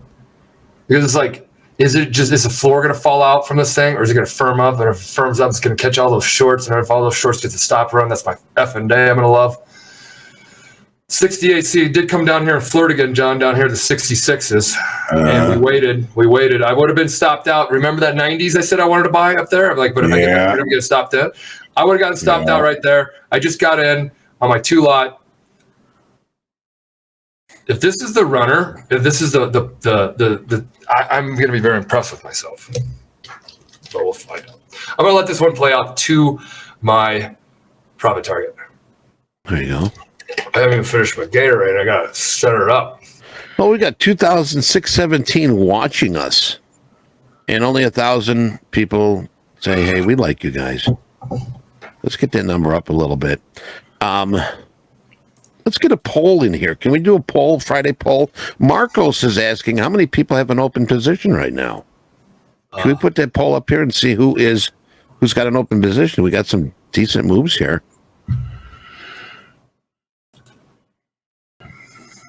I don't know. Just so that poll, Eddie. so everybody knows, even if you don't like us, we love you. You know what? I've loved, even the traders that are assholes in the trading pit. You learn something about that person. Like, I was with a commodities trader last night, big time. Look at that. Keep going, guys. Hopefully you guys got along down there. That was fun. I'm still in it, but I should not be cheerleading. That's all the bad things to do is what I just did. But they hear you. Yeah, I know they do. By hearing me, I'm going to take off one and let the one ride right now. Because I just got cocky, and that's not what you do in trading. You don't even get cocky in baseball. You don't even cry in baseball, right, Eddie? No, you shouldn't. But when you're coaching Little League, oh my goodness, you better have a box of donuts and some freeze pops for the kids. Right? I used to do that. I tell you, coaching T-ball, it was so hard to get a catcher. Nobody wanted. I don't want to put it. I don't want to put it. I'm not putting it. It's too hot. It's too. You know what? Then I came with a spray bottle with ice cubes in it and freeze pops. And I go, whoever wants to catch gets as many freeze pops as they want, and they get the spray bottle. Boy, I had them lining up. They're fighting over the catcher's gear. Swear to God, true story. The parents were like, "You are a genius." I go, "I've been doing this long enough. I know." Put out the tip jar for them, parents.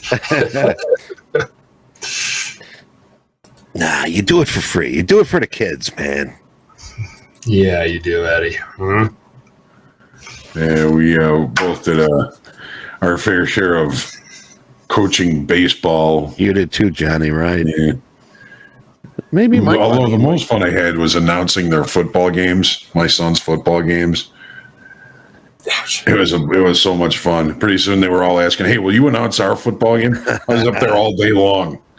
That'd be fun. Yeah, it was. Yeah. Did you say things like, "Ooh, what a hit," or did you just have to be like Johnny Forster with a 10-yard return? I was a little bit more, ooh, colorful. Well, that was a hit. You would. They were. Great. I would love to go there again. The hardest thing were some of the names Run, kids, John. Go ahead. No, there were a couple of bad mistakes I made, but they turned out to be actually pretty funny. Maybe we'll talk about those another time. Yeah. Hey guys, great effing entry down there so far. Look at this 75% shorts. Remember I told you guys to watch this because Tilt tells us things. It tells us that those 25% of the folks that were long down here, and I was one of them, and I was waiting because of a few things. John had me wait. He had me wait because he said, hey, S&P may return to settlement. Now, S&P tried. It gave it another try. When it was up there at this price, like 90s right now, I'm like, damn it. I got out of that stop. Or I got out of that trade, and I didn't even let it go to my stop. Didn't let it go to my target. I have this one on just for a runner right now. I feel it's going to come back to settlement, but if it doesn't, it doesn't. It was just a great entry down there, and you had to stay patient. If it comes up to the 15,300s and above, I'm going to feel very proud of the patience that I had, and I'm going to thank John even more than I've thanked him in my life for all the help he's helped. Just stay humble. Just stay humble. John, put out that tip jar. Eddie, toss it over to him. Here. Here, I'll put it. It was like, we all bartended, right? And we all It's got coffee in it, but I'll take it anyway. You got to put $1 in there so people get the hint that it's not an empty glass. It's a tip jar. 64s. You got to put a 50 in there so they get the idea that they're not putting in singles. Well, I never did that, but. So 64s was the low. And it ran up to like 94. So there's 30 handles in the last 5 minutes that you could pull out of this. Now I'm letting this one again. You could do it, and I probably would have done it. Kept my profit target on, but I want this to see. I want to see if this one's going to run. And here's the reason why. This short 75% that you're looking at right now. The entire world of active traders right now are trading with personal brokerage account, with all that. And here at Topstep, those that are actively trading, 75% of you are short. I think those 75% was the bias. My hypothesis is the bias of everybody is actively trading on all their personal brokerage accounts. Because why would they change their behaviors any different if they're at Topstep or in the personal brokerage account? You guys are all motivated to be correct. We all do well. We either pass a trading combine, we build up our XFA, which we can take money out. That's all like you're motivated to be correct. So everybody here is motivated to be correct, and you're all short. Not all short. Majority you're short 75%. 25% of you are long.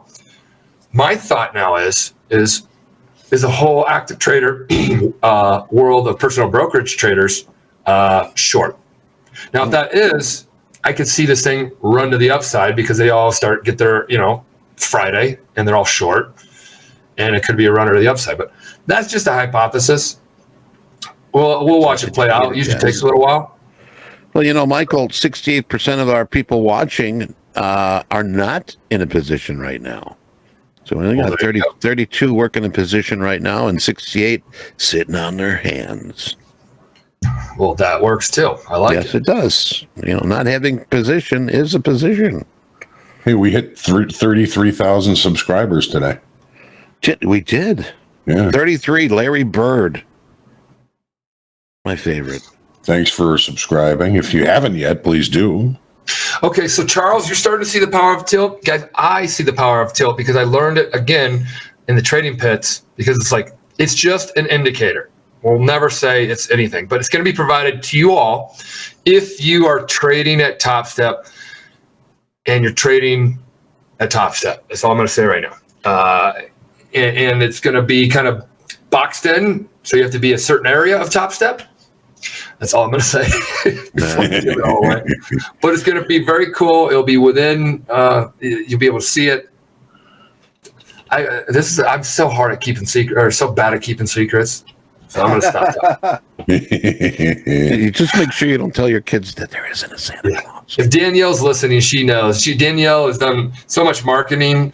We're like, okay, this is going to be we're going to do a teaser. We're going to surprise it. I'm like, I'll just say it. She's like, why did you do that? I'm like, oh, I don't know. I thought I wanted to be the one to say surprise. I don't know. Danielle's listening. She's listening. Oh, yeah. And you're watching. Right behind you, Michael. Yeah. Oh, show us some legs. Show us some legs.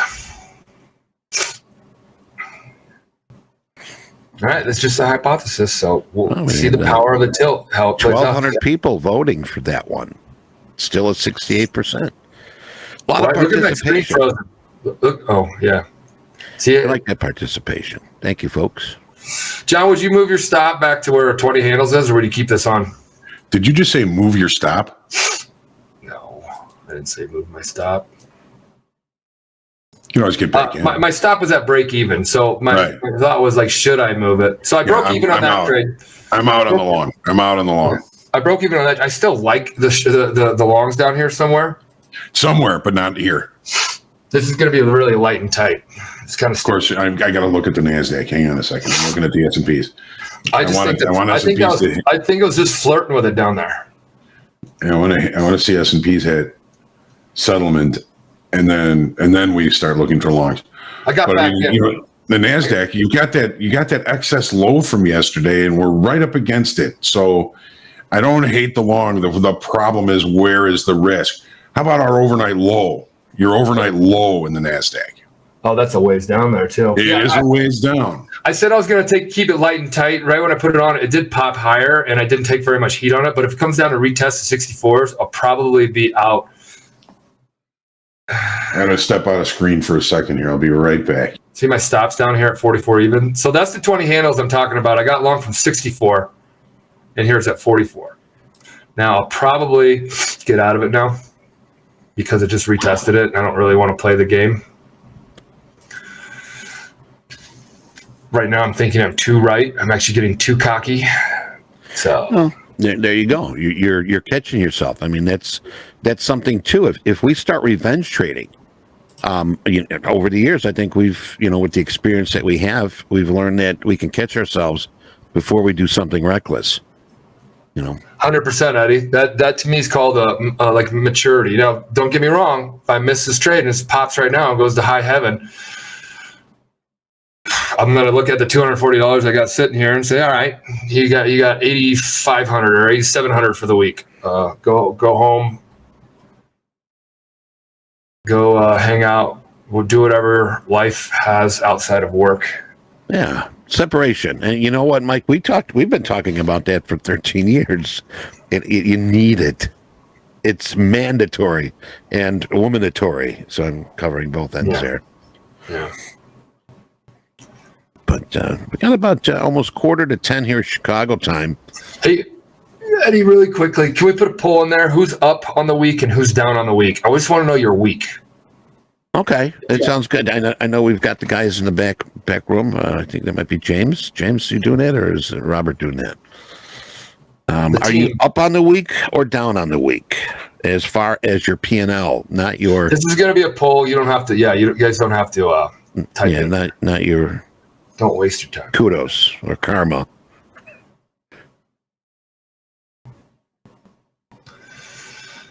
Oh, lordy. And yes, no, that's a must. Don't. There you go. There's your poll, so you guys don't have to do anything. I'm up. I'm going to type I'm up. No, it wasn't up 2 weeks ago. Well, I mean, that's just, I mean, you can't think of what happened last week. It's going to happen. You're going to give that home run ball. You're going to throw that pick six. You're going to fumble the ball. You're going to do something. It's going to happen. It's just part of being a professional, or at least looking to be a professional. John, did I handle that okay? 60s was the low. Is it going to keep... I don't know. I feel like it's firming up, but then also, I don't know. I'm going to sit on my hands. I just feel like the S&Ps, S&Ps almost already traded down to settlement, and that's what I've been looking for. And then everybody sees the obvious thing is like, it is going to settlement, right? When you say it is going to settlement, then it stops and it doesn't go to settlement. And then it firm up. S&Ps went to the high volume node from the lower distribution almost to the tick. Yeah. What I like about all that, and it hasn't moved far enough away from a few of my entries that have been down here in the 64s and 67s, because really the low of that was 60, right? On the NASDAQ, 60s. So I barely took any heat on all these, and I took it off and was kind of like, if it runs, it runs. It's going to be a nice day. I'm just kind of sharing you guys my stream of consciousness. It may not make any sense to you, but I didn't take very much heat on all those trades. Well, I stayed patient enough. A few times I've wanted to buy it or get long, up here, the 80s or the 90s. Remember, I'm like, oh, I missed it. And I was about ready, wanting to get in it. Then I'm like, then you always talk about, well, when you get in it on a bad entry, then it finds your stop, and that's probably the good entry. So then that stop, the 90s.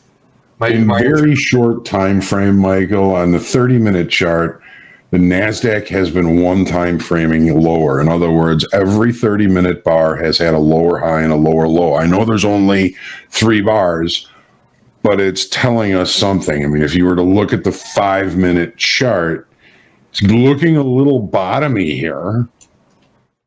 Okay, good, because I want to get long again. But I love when you say things that just go right into my bias. I know, but the 30-minute, the one that I look at is one time framing lower. I'm not, I want some sort of reason to buy it when that happens, and I don't think that we're necessarily there yet. And I've been wrong before. I'm wrong every time I say something to my wife, and I just feel like there's a little bit of an opportunity for this for price to move a little bit lower before we start to really to put in a base. I know. Again, I've been wrong before. I totally agree with that. The markets love to make a liar out of me. I think it's like now it's kind of like everybody's thinking it's going lower, and it's not going to, because I don't know. What's the tilt right now? 75% S&P short, but only 60% NASDAQ. And you guys are short from the average price of, in the S&P, the average price of 43.90. So you got 7 handles in it. If it comes down and touches the settlement, I think we're going to see a huge rally. I think. From S&Ps? From both of them are going to firm up. Both? Well, S&Ps haven't hit settlement from the upside yet. NASDAQ's below. Yeah. I'm saying it's only like 2.5 handles away, 3 handles away on the S&P. Right. I'm gonna put a long on here right now because I think it's the scarier trade to put on. And it's a one lot. I hope I'm wrong. Yeah, and John and I was thinking the same thing as you, but I would like that to be wrong. I'm going to let this play out to the stop, and if it firms up, I'm going to take the profit target off and let it run. There's a runner in here at some point, but at the same time, I've been known to be wrong too, John. No, once you thought you were wrong, you were mistaken. Mistake. Yeah, I actually do. Who's saying the 50s? Down here, I just think there's a squeeze coming in here for the last of the week longs. But if that does happen, and he said steak 47. So I have 20 handle. I have a 20 handle cushion down here. Stop, which isn't leaving me too much more room down here at the 47s, right here. So I purposefully wanted to get into that trade. I wanted to feed the the person that wanted to get long. Feed the Jones. Feed the gremlins or whatever. All right, S&Ps trade. All right, we're at settlement of the S&Ps right now. We're at settlement of the S&Ps. What does that say to you now, John? Right at settlement. That says to me that the repair day that we were looking for in the S&Ps traded both sides. It traded to the upper distribution point of control and the lower distribution point of control. The initial balance, however, has been extended to the downside, so I have to remain patient. I added one, only because I like it coming off the settlement. No, I'm going to buy one just because you did. Well, good. Well, if you wanted to just fade me, there was somebody in here earlier of the week that said, "We're going to fade everything MP does." I'm like, I do not care. If anything, that would have been a bad idea this week. Yeah, if anything, if that's a great strategy, do it. If you're on here and you think if somebody's a shitty trader and they're an influencer and they're a bad trader, why would you knock them? Just fade them. Like, that's the great thing about trading. Like, the troll game's kind of a joker game now. You're like, dude, you're trolling and trading. Fade him. Let the guy be shitty and fade him. You're making money now. And then you don't have to type on there and be like, you're a sucky trader. All right, there's 80.50. Ooh, it's gonna just stop me. I don't want. Yeah, it's just ripping through it. What's the tilt in the S&Ps now? 75% short. Oh, Mikey. I said I'm risking a G today. I still like this long, man. But it's like, now the floor's coming out from underneath it. But it's also one of these points where it's like, it gets a little, like, it feels like it's just going to like be a falling knife. There's my stop out. All right. I'm down to 500. Let's just up. We're dancing. I'm a dancing fool. You know who that was, Johnny. 87, 285. This is Zappa. Frank Zappa. Where's the level down here, John? Give me a level somewhere down here. At this point, I mean, we're looking at the overnight low in the NASDAQ. Overnight low in the NASDAQ. If we take that out and we can't maintain price below it, that gives us an opportunity. And the overnight low, and then also from yesterday's low was 16s and 17s. I'm getting longs around the 20, getting long around the 20s, possibly. 16s, 17s. Get over here. Come on, you. There's one long. This one doesn't. Let's see if it holds up. 15s. Okay. I'm long two. This will be my last trade of the day if I get stopped out. And I will be proven to be stubborn in my direction if I get stopped out. I still like the trade. Overnight, yesterday's low, or overnight low, we just tapped. Yes. But it is a falling knife right now. So anybody be like, it's one time's framing lower. Yeah. Oh, I got to center my screen now. Damn it. I took a small loss on a long against that settlement price in the S&Ps, and we still got a long way to go before we get to the overnight low in the S&Ps. Still looking at that excess in the S&Ps from yesterday, but we're below the low of the excess in the NASDAQ. I mean, this one time framing lower. I'm going to be really cautious looking for longs here. I need to see some sort of structure. We broke the initial balance to the downside. We're one time framing lower. NASDAQ is actually the weaker of the two today. Had some smoke here. There's smoke coming up. All right, guys, I'm done for the day. That was stopped out right there. Fine. 13. Don't leave yet because we've got hot streak. 1,300. Yes. Sanona. 19 knocking on the door. Come in. Our 22 is our high water level. 6,006 is at an 8. That's a 673. Massa Milano, 150K, 18 days, right behind him. Stevie Y, 100K, 18 days, 4,061. Jonathan L. I'm going to pause real quick because the markets are moving. Could you guys take it off the screen real quick? Eddie, look at it's falling like a knife right now. So I want just like what levels are down here for the traders that are trading. There we go. Oh, we are. Yes, we are. That's fine. We will jump back into when the markets are not falling. I got stopped out. So we were talking. Are you in that long still, John? No, I took a very small loss on it. Okay. Good for you. Now here's the thing. I was so stubborn, and you were saying what? I'm trying to go back to what you said. I know I was stubborn to the long side. On the 30-minute, it's one time framing lower. So every 30-minute bar had a lower high and a lower low. That can be an indication of multiple time frames acting in concert to the downside. You don't want to fight that. You know, one of the best trades you took was against the overnight low and the low of that excess low yesterday. It's still a loss, but it made sense. Okay.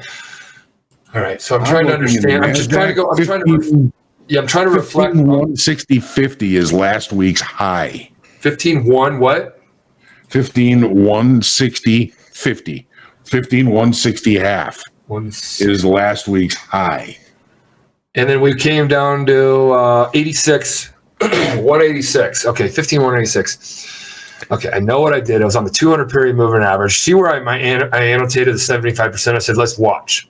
Yes. It gave us a couple, excuse me, it gave us a couple 20 or 30 handle like bumps. Down bump, down bump. So if you were trading that way, that was you could. But if you got married to a thought or bias like I did, that's what I did. I kept telling you guys I'm going to feed it, and I go and then the floor fell out from underneath it. I wasn't the only cat out there thinking that this is a great long, this is a great long. It just took the floor out of all the longs, paid all these shorts. The shorts are down to 70% now. The market giveth and the market taketh. So all those people that are focusing on tilt too, the market giveth and the market taketh. What does that mean? The majority of folks that were 75% short looks like they got paid.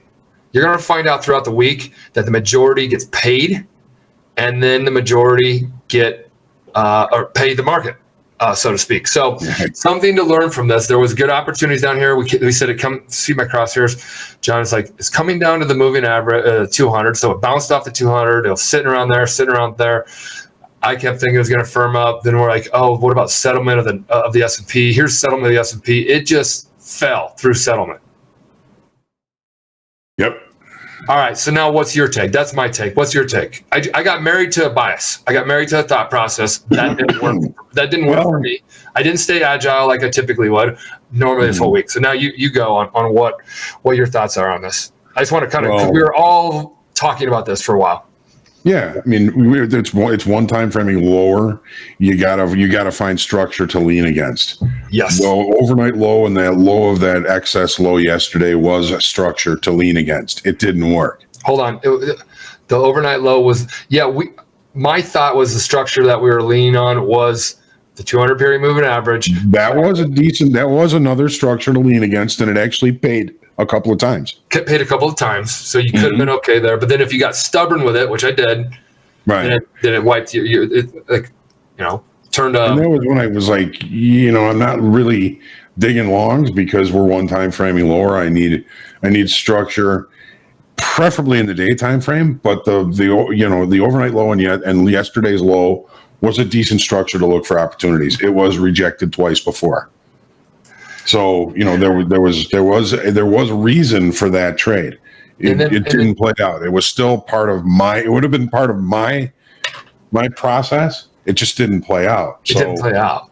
Yeah. Right. Okay. So that's something to take note of. That's like a journaling type thing I would be doing right now. I just took notes of you, like wait for structure. The structure is part, but you and I both fell in love with getting long at the same time around the settlement of S&P. So right when you and I go, we really, really like this. We got in. Bam. Why does that happen? Why, is that also, I don't know. This is the dichotomy of when you trade. That's really fascinating to me. Probably because my wife was short. New highs in gold. Right? New highs in gold. Okay, cool. Thanks, Eddie. Yeah, chopping wood, hitting too many times. Maybe it banged on the wall too many times. You're right. We talk about that all the time. If it comes down to test, comes down to test, comes down to test. That is what it did on the 200, on the 200, on the 200. But we were talking about the S&P settlement. It paused for a split second. And then it just goes, and free fall. Yeah. The poll that you wanted to put up here, it seems like the majority is having a down week, 54%. Erlacher, that's an Erlacher, down 54%, up 46. Nice job. That's great, guys. That's your 46 defense. Acknowledge it and learn from it.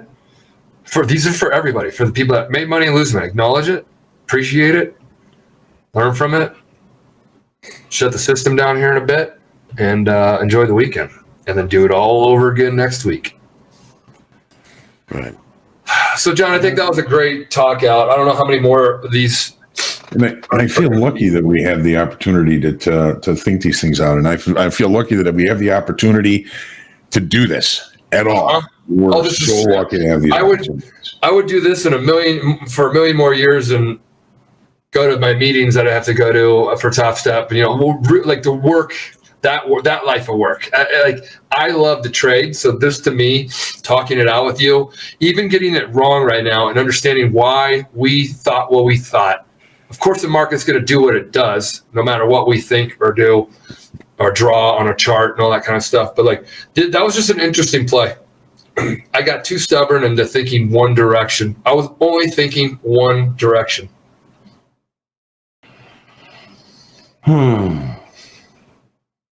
Eddie, we can get that straight. Question, Mike, before you leave, how often would you front run other pit traders? I mean, if they're trading poorly, right when they jump on them, right? They go 80-bid, sold, right away. Wait, I was just practicing. Hold on a second. So fading, you'd fade and again, fading sometimes sounds like a bad word. It's not. If I get long right now, somebody either covered their longs and sold it to me, or they got short. So they both thought that price was not the right price to go any more higher. But I thought it was going to go higher because I got long.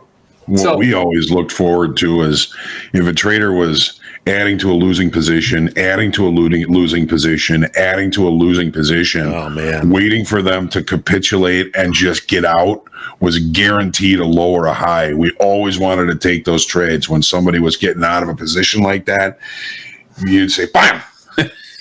And sure thing, the low is in and you'd have a good trade. Sounds mean. Yeah, it sounds like dirty pool, but it's part of the game, Somebody's going to make the money. Yeah. Hey, max risk on 15 lots. Wow, that's a bold username. I like it. I was fading your longs earlier. I love the fact when I read that, I'm like, sweet. Did you catch it? And what'd you catch? Let us know. Yeah, post it in the YouTube chat. And speaking of, actually, really quickly, Eddie, I just want to do this really quick. Can we put a pull out there on this move that happened from that we've been talking about from 15? How do you do a pull like this from the 15 300s? I don't know. In the last 15 minutes, how about this? In the last, John, right? In the last 30 minutes, have you been long or short? Yeah. In the last 30 minutes, have you been long or short? Is that a good pull? Because we're trying to find out who caught this move. That's in here in the chat. I'd like to know. Because I'd like to know if more people were long. I want to know. I was long too. George got short. Loki got short. Benny, I did long. John, there you go. In the last 30 minutes, there you go. Thanks, guys. Okay, here's the poll, guys. You don't have to type it in here, so it's going to make it much cleaner. This is cool because this is learning right now. What were we all doing in the last 30 minutes? We've been talking about these levels, and the market just fell out of bed. So somebody cleaned house. I got my what is it called? Something clocked. What's that line? You got your clock cleaned. Clock cleaned.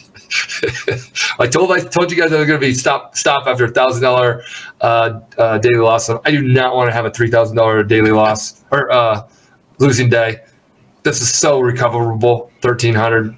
Oh yeah. Yeah. And you've had a good week. Make sure you keep the week good. And I had a good thought process. So today, I kind of feel like I'm talking way too much, but this is my last kind of real point to this. I saw this week really well. Today, I'm noticing right now I'm not seeing it well. I also came in here 80% groggy, whatever that kind of stuff. You're 20% groggy, right? Not 80%, 20%.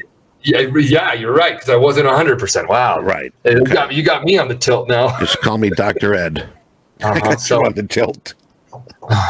So that's it. I could keep trading. I bet you that number would probably grow worse. If I wasn't with you guys here right now on Trader TV, Topstep TV, if I wasn't talking to these guys in the chat, we're all trading as a team. These are traders in this chat. Today, guys, much better chat room than yesterday when we had all the handout. We're moving forward. We're not looking back. Yes. Thank you, Eddie. Thank you. So point of the story is today's not my day. All right. So I want to see whose day it is. So where's that poll at? In the last 30 minutes, have you been long or short? I was long. There's my thing. Woo, 66% of you guys are short. Hell yeah. Okay, cool. Nice. That's good. All right, cool. So you guys, you got some folks that were making money today. Hell yeah, guys. Hell yeah. Right. I don't care if I'm down money. It makes me feel a lot better when somebody is making money. And then when somebody else is losing money, then you have somebody shoulder to cry on to. Michael. Well, speaking of shoulders, I think we got two more we can bring on. We got Andre over there. Nice. In the green room, ready to join us. Michael, do you see the day session high in the NASDAQ? No, is it going to tell me more things? Because this is what's when you get stopped out or doing it, then you're like, oh man, how did I not see that? 366.75. What was weekly kickoff high again? 70. 370. Guys, twice. If you don't open up your damn email on Monday morning and click on the damn link to the damn levels, then you're damn foolish. Damn. And we let that go by. We were watching it, and we didn't say, "Hey, let's try it." Yeah, and check out Danielle on the very top of your chat. Sign up for Hoag's levels. These you are got free. that. Okay, I was looking for that. Yeah, Danielle, you are snappy. These are free, of course. Up there the whole day. Yeah, education at Topstep's free. So like that's my investment. We talk Eddie and Hogan. We got to give free, and like that's what we do, and we spend the time on it. We're not, So open those levels. Get the levels. There's something. So John, it pulled right off of it, huh? Right here. 66. Yep. So if you were playing a 10 handle, what was the high? Range.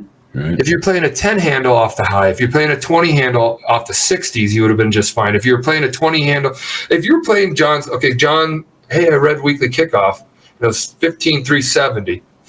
He's trading 366 right now. Yes, trading 360 right trying. now. Yeah, at least it would have given you one opportunity to put a position on just by reading that Hoag's levels. Just try one trade. This is for the people that are kind of getting familiar too. Like, if you don't know where to get in, just open up the Hoag's level and say, maybe when it comes up to here, I'll play it. So then you can start to learn. It's kind of a learning process, right, John? When you first start, of course, look at that level. Let's bring Andre in because I think he's got some good something he can add to this, if that would be cool. Sure. All right.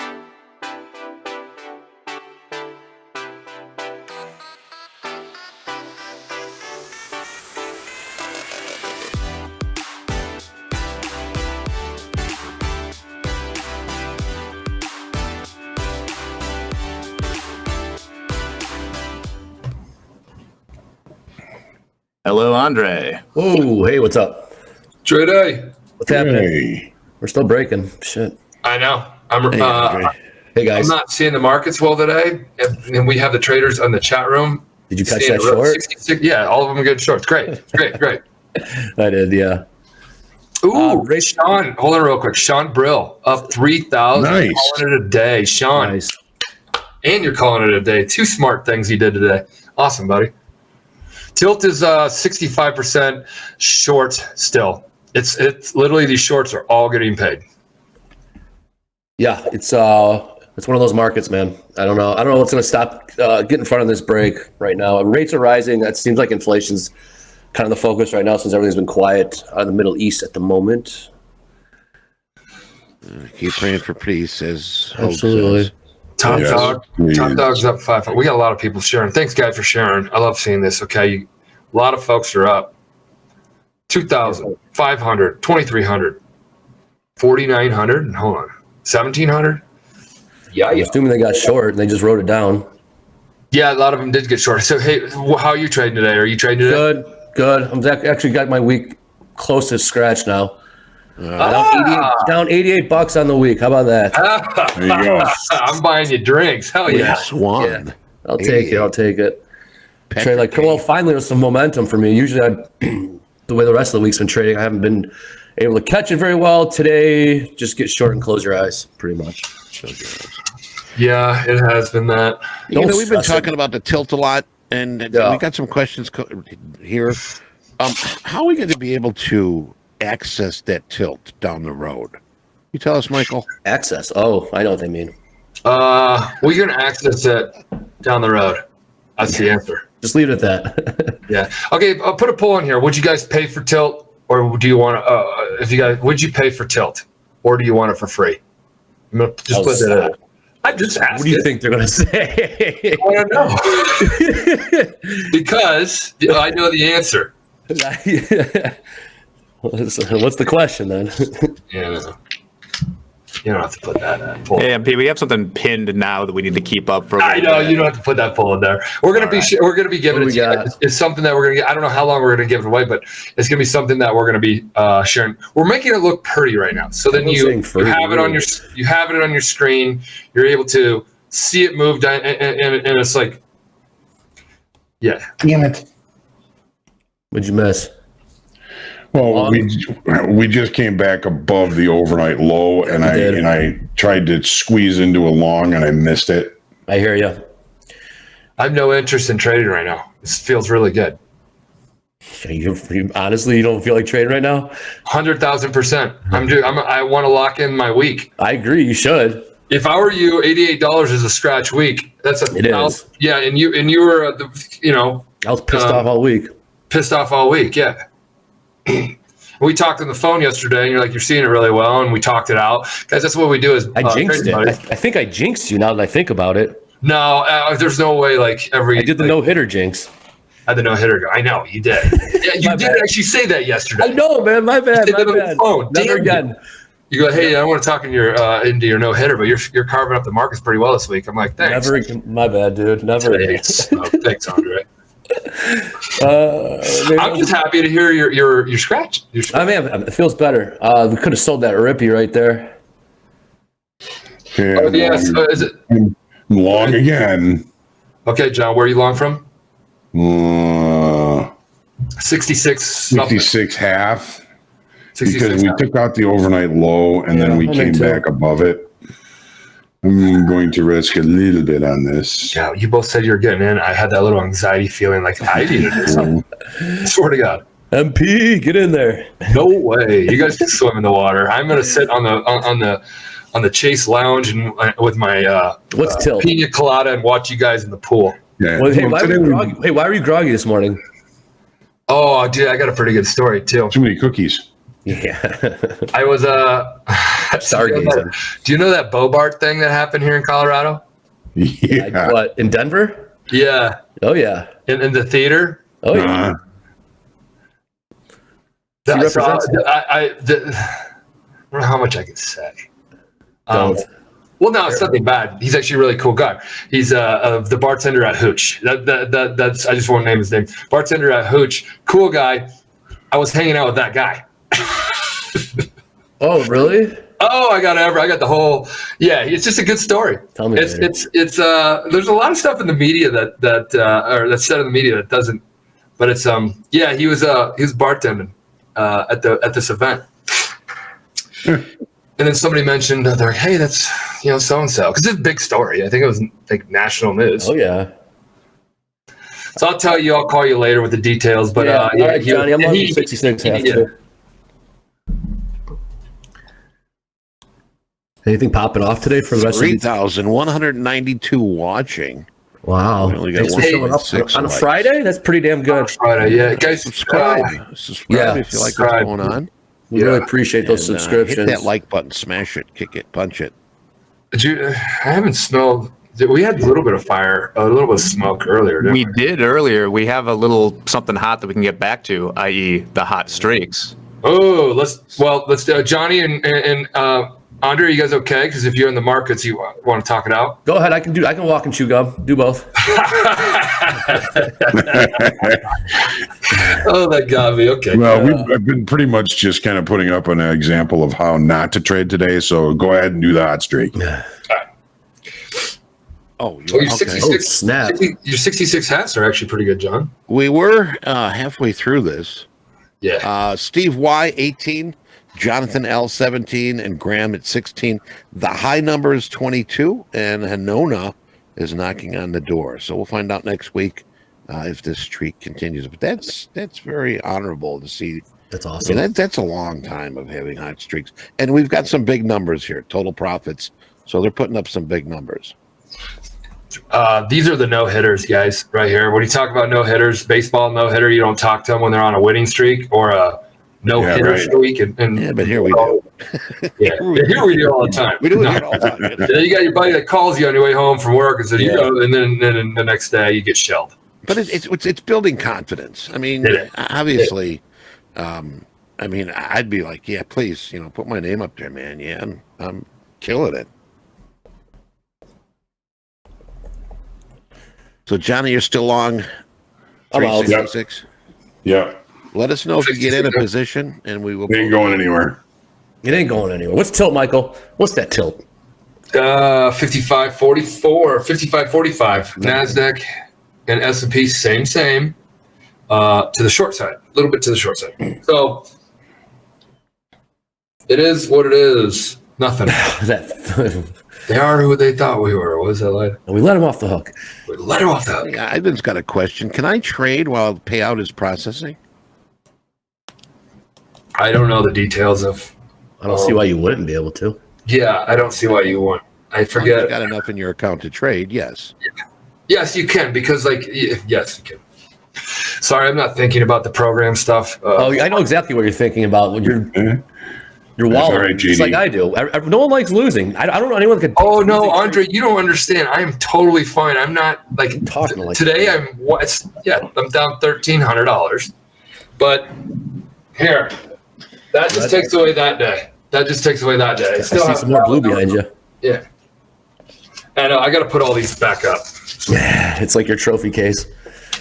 Well, it's bleeding every now and then. It's all right. Alejandro, I was looking for back to the point of control. 86.75 if it happens. Hey Eddie, it was like Dumb and Dumber. Remember, they're like, that one you want to keep. IOUs when they open up the suitcase. Yeah. It's classic. Oh, classic. Hey, it is Friday. And speaking of movies, I know about 3 weeks ago we gave out homework to watch Trading Places. What's a good movie this weekend you think we could watch regarding trading? We never did talk about the Trading Places. It was the homework that we get. We're bad at giving out homework. Yeah, I love to have a teacher just forgot 3 weeks later. Oh yeah, did you guys do your homework? Where were those teachers when I needed them? Where were those teachers in high school? Yeah. Those were substitute teachers. Yeah. Yeah. Oh, speaking of substitute teaching, I'll be substitute teaching for Eddie next week for opening call. So as much as you guys love me this week, you'll get more of me next week. Thanks for the patience in advance. I'm looking forward to that. Hogs got me this week. Of course, we're going to miss Eddie, but be me and Andre. I'm going to put a heart in here in the chat room just because you said that, Andre. Oh, thank you. Clicking a bunch of them. Look at this. Click, click, click, click, click, click. Oh, really? Okay. Kind of fun. I'm excited for that, Andre. Yeah. Get some education from Johnny Hoagland. That's right. And I haven't taken a peek at what's on tap for next week, really, but we'll be sure to update you in the weekly kickoff, obviously. And every morning, we'll be highlighting previewing the upcoming trading day. Opening call is where it's at, man. Opening call sets you up for the day. Right. We might start actually right here. Danielle, this is the poll I'd like to do. If we had a meditation session 30 minutes before opening call, would you join it? If we had a meditation session 30 minutes before opening call, which means 1 hour before the market opens, you jump in here and there's somebody that leads you through a meditation, a whole group. Would you do it? We're not going to do it if there's not a majority, so we're not going to put that investment into it. We're going to have get some nice low tones. Don't put your answers in here because I don't want you guys to waste the typing. Breathe in. Yeah. Breathe out. A lot of yeses. Wow, 83% already. Yeah. Breathe in. 76. Breathe out. There you go, guys. TopstepTV crew. Who would lead that? Do we have someone that could lead something like that? Oh yeah, we have a few folks that are professionals. One has an app. I think that's doing really well. It's a meditation person. That'd be super sick. We used to do that on Squawk Radio. We had Ginny Cristerna, and boy, I tell you, her voice. Yeah, it was a good one. Go on. No, it was very soothing, and she did a great job. They're back here. We got a lot of people. I mean, we got a good handful of some really good people that can do some meditation for us. So I think that's a great idea. We have a majority rule right now. 71% so far after almost 900 votes. Say they would That's join. cool. 900 votes already? Damn, dude, our community's awesome. Just the way This they is interact. so helpful in helping us craft Seriously. the show. This is like real time. It's like a real time conversation with thousands of people in real time. It's awesome.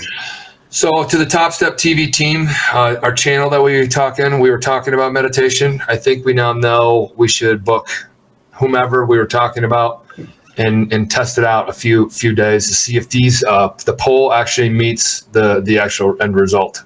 It's a good idea. And if it does work, another thing I want to bring up forward is want to make sure that people do know we're looking for funded traders that want to come on and share your trading and strategy live with us. Yep. So if you think you're a good fit and you do have a computer, you're not trading on your phone, send us an email, topsteptv@topstep.com. So if you feel that you're a good fit, you come on, talk to us, share your journey, and send an email to topsteptv@topstep.com. Yeah, maybe we want to pin that to the top. We already got our answer on the meditation, so thanks, guys. We're going to go to work on that one. Mm-hmm. Eddie just talked about an AK casting call. Like our whole goal here is to kind of tell more stories too, and we want to hear trader stories because this is tradertainment. That's right. And you guys are all traders in here. This has been an awesome whole chat group this entire time. Like we had 3,100 yesterday, but like 500 of them. Like, dude, you guys got to go. Like it's like, reset focused only. We're talking shop here, and this whole group has been great. And we got, of course, stuff coming for you guys. Like we promise. Like today? Yeah. Sit down. Really? Sit down. Damn.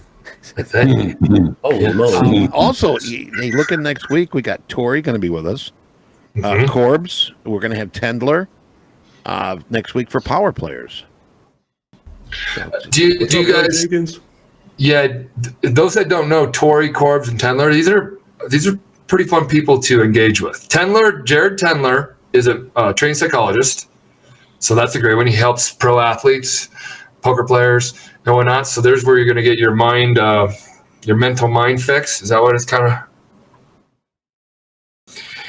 And then Tori is a popular influencer in the. And I love how she explains the markets or trading, the mindset of a trader, and she talks about her stream of consciousness too. And Corbs, John, you still on your long? Yeah. All right. It's Still sitting here at break even pretty much. Sitting here right now. There it is. Casting call. Join the crew at Topstep. Yeah. Apply. Sweet. NASDAQ creeping lower. So those that have an interesting story, those that may want to share their screen, those that have been funded before, those that look, I know, I had a company, I lost it, and I had a company, I got bought out, and I lost all that money in the markets. I used to have a trading buddy when I first started that had a heating air conditioning company, lost it all. And he cried to me on the phone. I'm like, oh God. But these are stories. I don't want and then I want to see how you came out of that. So help us understand that, there's a story here behind everybody. So do the casting call. There's some requirements that we want from you to see how you are on camera, to see all that kind of stuff. And then they're going to go through, our team goes through them, and they're going to be like, we like that one. And then we'll put it together for you guys. right, just like a casting call. I mean, you might not get called up, you might get called up. So, Yeah. but if you think Eddie, you're like Scorsese. old and decrepit, right? Yeah, I like that one. You're in the movie. You're in the movie. Yo, De Niro, what do you think of this guy, huh? What do you think about it? A little bit. Joe Pesci, it's okay. You like him. He's okay. You talking to me? So yeah, thank you, folks, for pinning that. That'll be really cool, guys. If we find some great stories out of this. All right, that's strike 2 for me. I'm out. Fair enough, Johnny. Yeah. I would have been buying this. There's no way I would have changed my bias to short. Well, it's a long day. There's going to be another opportunity, and I'm a 3-strike kind of guy. So Same. Yeah. my target was the point of control, which was up around 43.86. But it's still one time framing lower. I tried to take that low against the overnight low, and it just didn't play out. And we'll put on a clinic next week. Yeah, it's a pretty good week. As it's Friday, funky trades on Friday. Funky Fridays. There you go, funky Friday. What's that? I keep seeing stuff on the screen. Oh man, Eddie, come on, Smoky buddy. here. It is Eddie's Friday. got. It is Friday. Yeah, Markets are still open, man. getting smoky on screen, guys.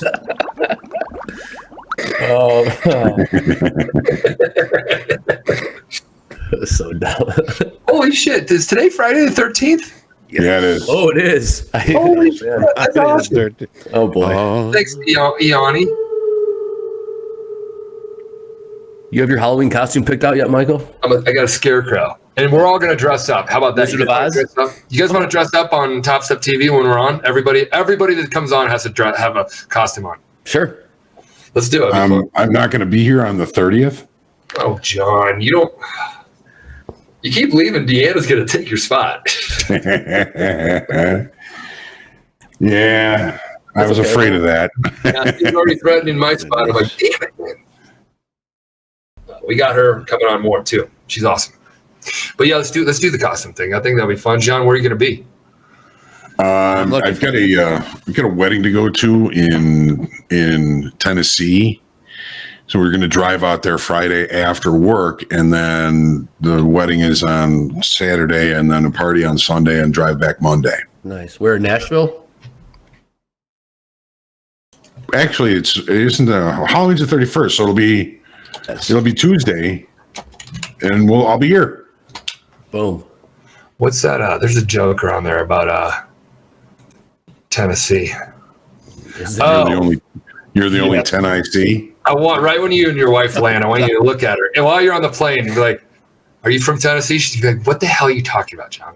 Like, are you from Tennessee?" She's like, "What? You're the only 10 I see," and she's gonna love you the whole weekend. Right. Hey, let's do a real quick here. XFA profit and loss. Let's put that up here real quick. We're going to get this down here. All right. Post it up there. Top 5 funded. Profit and loss. Jason G, 48,517. Daryl K, 33,948. XFA, 27,588. Abdullah, 22,106. And Hotsy, I hope I said that right. Hotsy Totsy with 21,892. Those are our funded XFA top 5 moneymakers. Good job.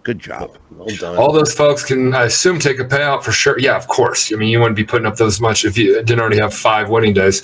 Yeah. That's money you can take out. Call up, click that request payout, and then get that money in your pocket. Isn't that the name of the game? That's what it's about, man. Money. Mm-hmm. But somebody always told me, you're not here to trade, you're here to make money trading. Oh, yeah, money.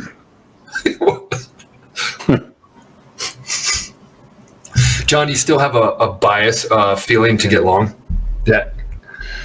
I don't know what I have here. guys. Guys. I've been there before, John. I've been there my before. guys. I need you. As I was saying, John, you know what? Here, have a freeze pop. See, the NASDAQ. Water bottle. You'll be okay. Yeah, John, you're our cornerstone. We lose you, we all fall apart. Yeah, man. You keep this boat afloat. I appreciate that. You're the duct tape on my Chevy.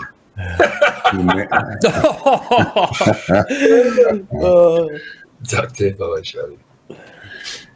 Man, you said Chevy. I've been looking at this classic car to buy, and I've been kind of hemming and hawing about it. Somebody bought it. Oh, what kind of car was it? It's a 1965 Pontiac Le Mans. Don't worry. There's a lot. I like the 66 better. That's why I was kind of hemming and hawing on it. But Well, give me pretty car. give me the list of what it is. I see smoke. I see smoke. Oh, give me the list of what it is. I'll give it to my dad. He's in that whole network. Oh yeah, I'll find you one. Yes, I'm going to help you out. I love the GTOs, but I don't want to spend 80,000. So you The '66 Pontiac Le Mans or oh shit. uh-oh. Damn, what just happened? What? Oh, there it is, ladies and gentlemen. Yes. All right, Fire Chief Rick, stop it. Here's my ride. It's stuck. My ride's here. There we go. It was stuck. Yes, we're giving away a free reset. Okay, one per trader. We got 15 minutes. We're going to be giving away a reset, so you've got until 10:45 Central. There's the code, fire lowercase 15416. And just want to let everybody know it's been a fun week of fire drills. And it's been a great week of fire. Again, for that great name, Fire Drill. We're having a lot of fun with that. We will continue these, all right, fire drills. But here's the thing. You're never going to know when we might start to smell smoke. And please remember, this is not going to be an everyday thing going forward, okay? We sort of got it out there. I don't want everybody getting used to it. Well, Eddie, it could be, or it couldn't be, It could random. be. But yeah, I don't want, a Molotov coming through my picture window, my front room. But as Michael said, it could be. All right. So get your ass in there, get your free reset if you need it. I mean, if you need it, if you're kicking ass and your account is just smoking, you don't want to reset it. Don't reset it. Somebody actually did that. I think last week. Had a great account, and that's not very good account management. No, that's not good account management. I'm not going to say any names, but I feel for you, but I can't reach you. So, hey, Eddie Molesty, I think I'm saying Molesty. Molesty. What? Sorry, I said it wrong. I pronounced it wrong. It was in here. They said I don't need a reset. I've been trading well. That's okay. I love you. I love you because that's the attitude we need to hear. And then if you need it, it's right here for you guys. So if you need it, exactly. Yeah, that's awesome. So, all right, guys. Well, with that being said, I'm going to sign off here for the week. Save the voice, save the vocal cords for next week. I'm really pumped to jump on with you guys. Let's keep trading. If you're up, let's hang out of those profits. If you're down, no biggie. We got a big week next week. Let's keep this fire drill rolling, and I'll continue to watch. All right. Hey, Andre, real quick, are you a member of our Discord channel? I am a member of your Discord channel, yes. I am too. I'm going to slack you some notes since you're sitting in my seat. Appreciate that. Get y'all up and running right. You're the man. I appreciate that. You enjoy your week off next week, Eddie. All right. I'm here in case you need me. Week. I'm doing a stay vacation. So. Ooh, staycays are fun. You get a binge Netflix. Hey, Andre, great trading with you this week. God bless. We'll see you later, bro. Bye-bye. All right. Cool. There's the code you've got. Listen, you still got some time here. I think we're going to be okay. All right. As far as remember, no guys, pushing, no shoving. Exactly. If the site's not working, give it.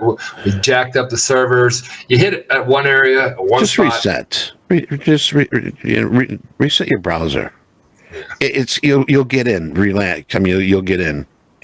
Everybody's had an opportunity this week, right, Eddie, to get it? Hoop says go to Old Chicago and go on the rides. You know what, Hoop? My dad used to take me and my little sister there, and he just let me do whatever I wanted. It was like in a mall. It was like an amusement park in the middle of a mall, and there was really nobody there. I think that's why they shut Old it down. Chicago. Yeah, Old Chicago. Remember that? You'd get on the roller coaster, and then you'd run around, get back on again, and they'd be waiting for you. Oh, you again, kid? Yeah, me. And then by the time my dad would take us out, I'd be like just puking everywhere. It'd be like 40 times on the roller coaster, as much as I could.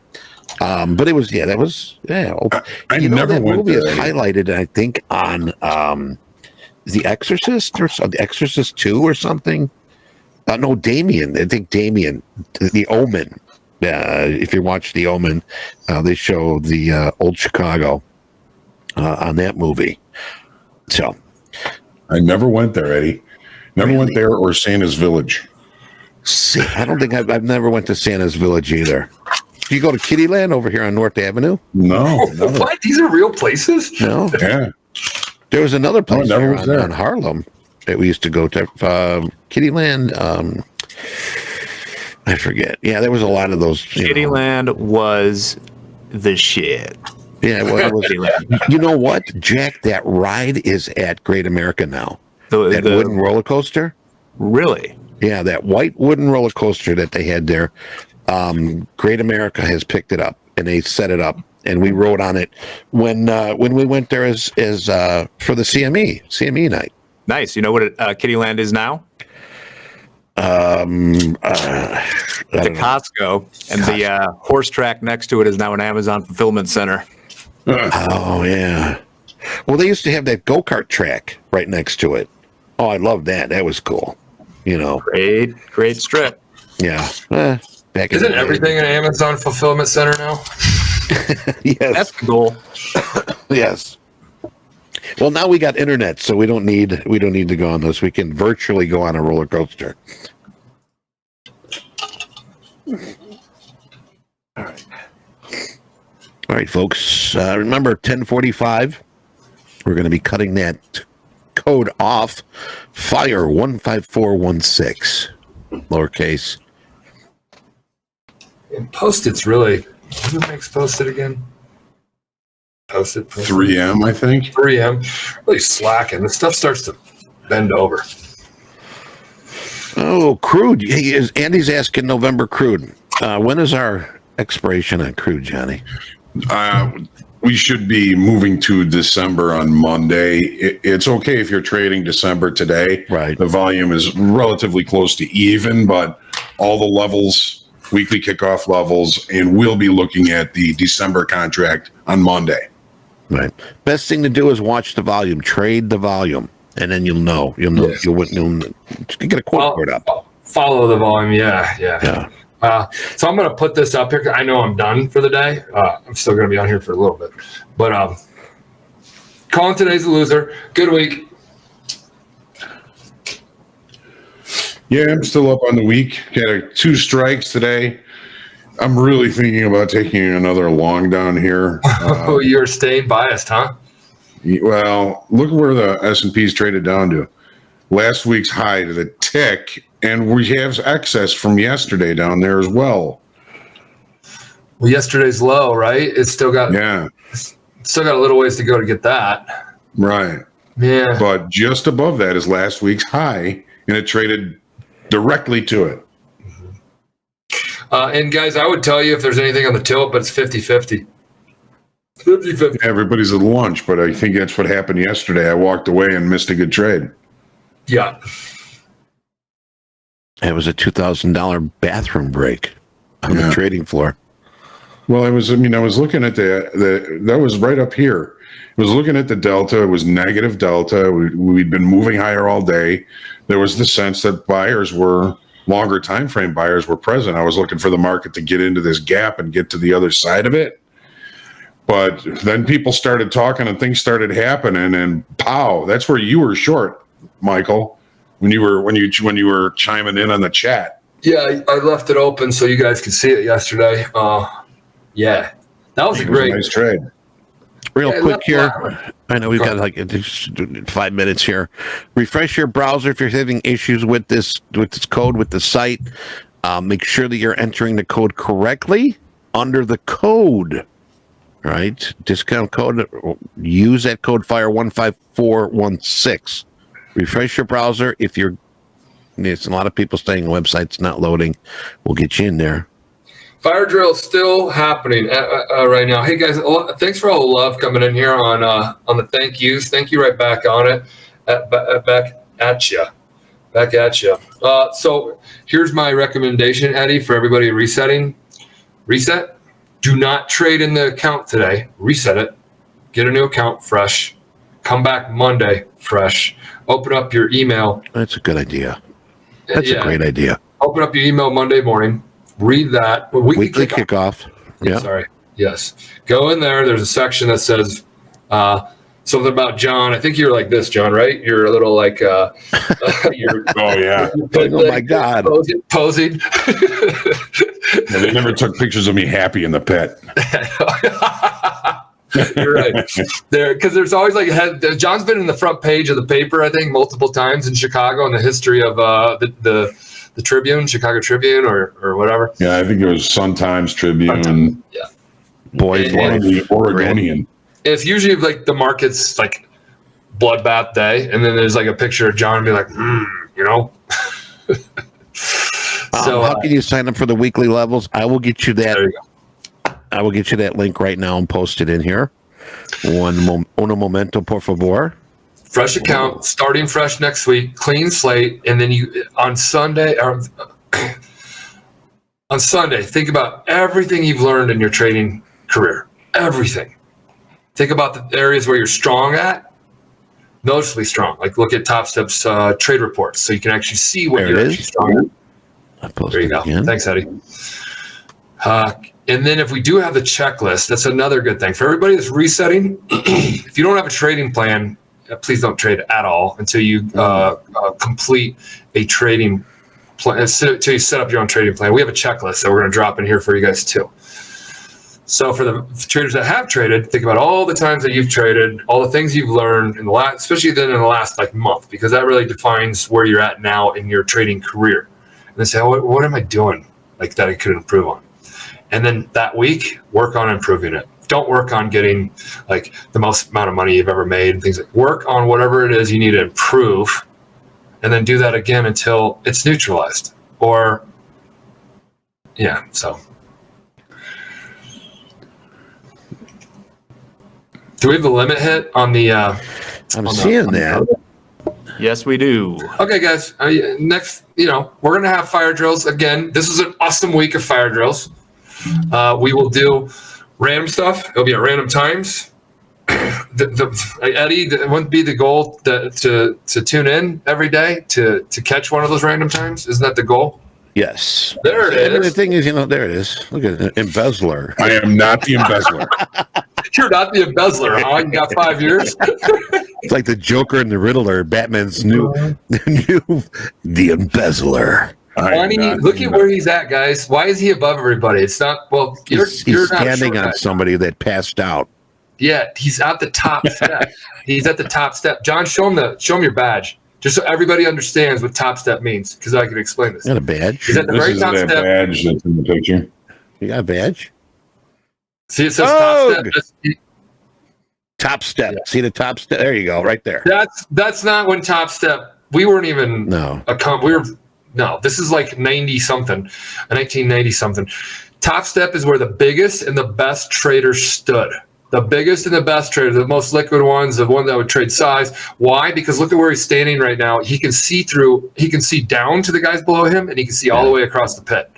That's where the hot shots. That's where the hot shots trade. So if you guys ever want to go to any other funding company, you find out if they even trade. John has been trading like big time top stepper since when, John?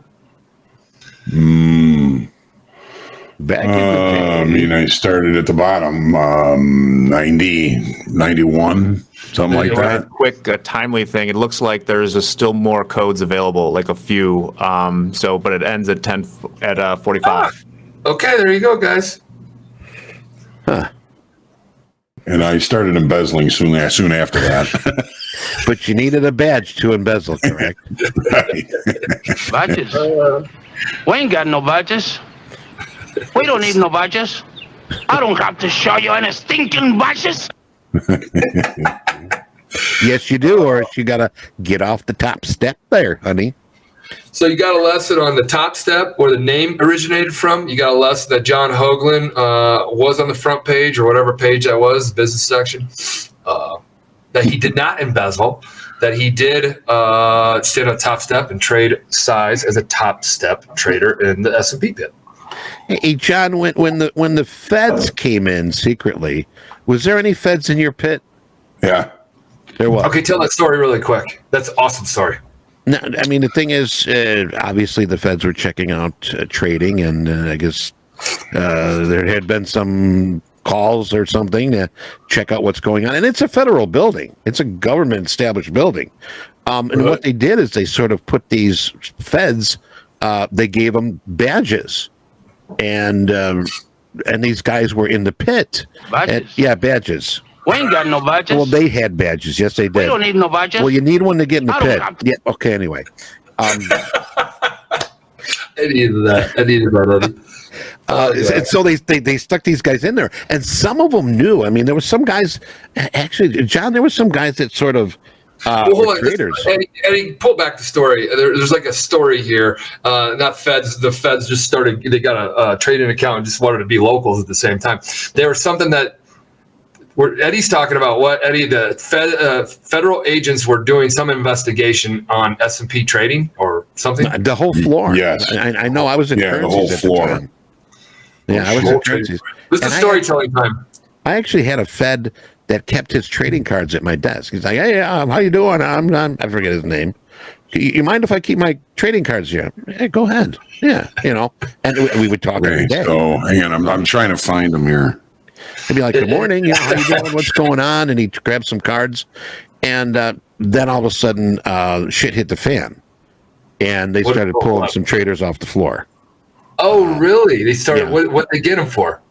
Well, the thing would be like hey, I'm holding a 200 lot stop here at this price. Oh, they're telling people where stops were. Yeah, or whatever. Hey, I got to buy 200 by this time. And they would be giving these traders that were in on it, a better fill. They'd give them a little heads up. Eddie, is that stack of cards that Fed put right by you? Or does it say sell 4,000 S&P? Would it be like really big, and then there's like try to get you? No. They were just playing card like your trading cards. Your trading. Okay, here cards. We go. Tell us. So this is one corner of the S&P pit. This is actually my brother-in-law. Right.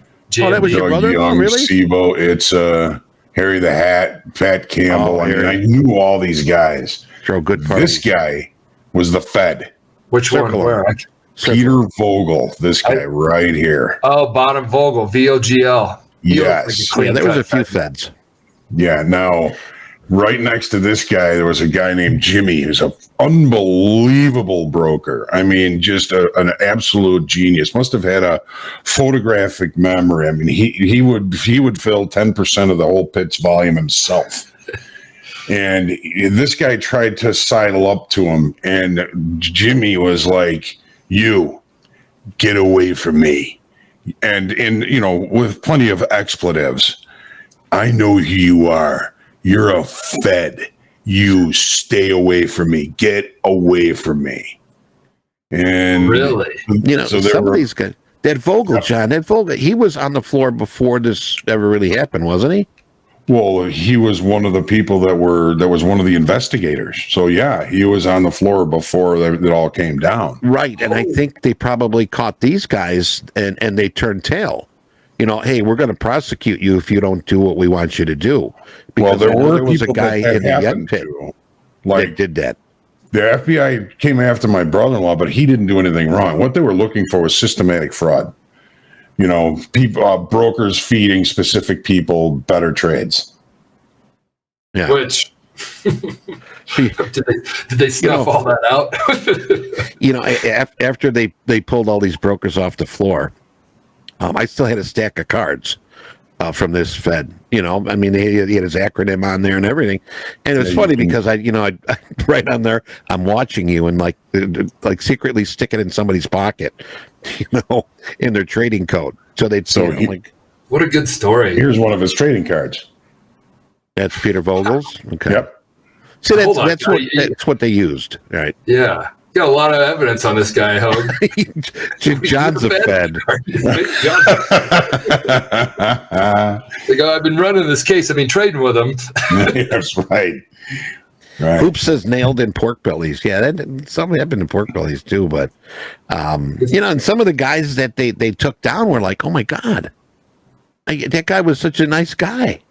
You know, I mean, there were locals, mostly local. And one of the things, too, there was some... The cops all think they're your friends. Yeah, I mean... I tried another long here. This is about to be strike 3. But I was impatient, and I should have got better trade location, but we'll see what happens here. Long like 66. Charles. Who took the cheese? That Eddie, dirty rat. How fun would it be to have a movie made? Somebody else said that in here.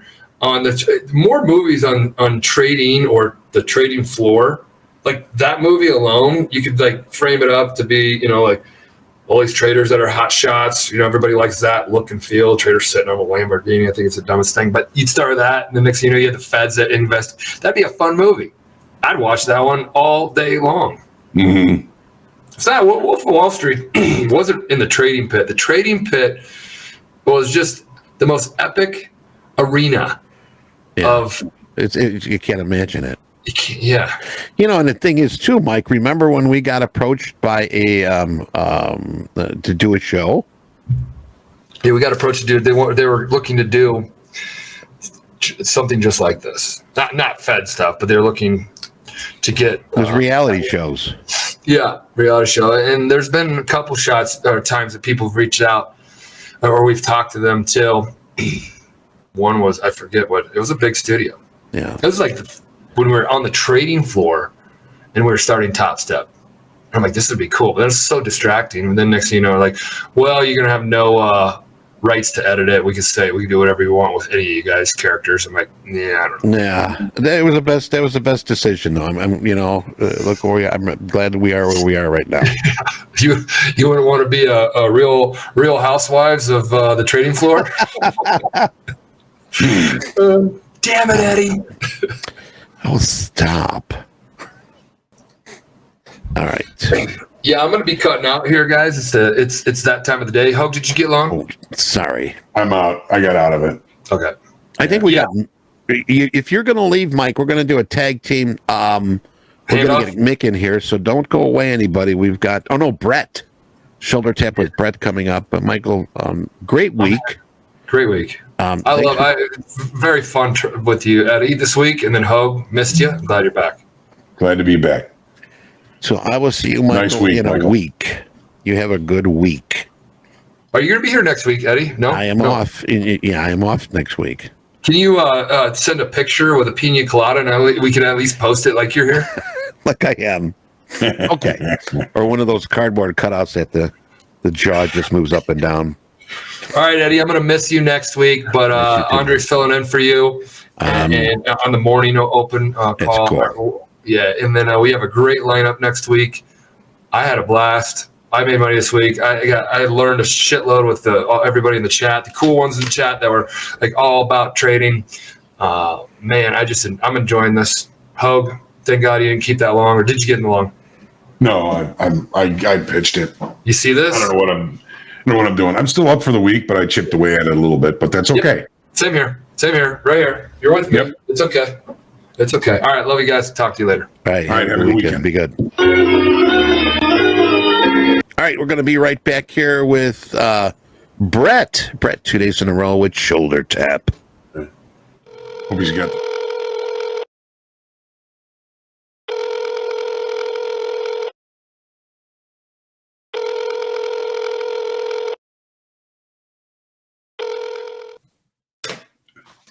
There's Brett. Hey, Brett. Are you're very, I just see a head. Yeah, just Brett today. No Mick or Brett with the mustache today. no mustachio. Happy Friday, gentlemen. Yeah, happy Friday. Happy Friday, man. It is Friday, and of course, I love Fridays, yes. Yeah. Yeah. Sound like Randy Savage, the Macho Man. Yeah. Sound effects are so perfect for you, Eddie. You play them very well.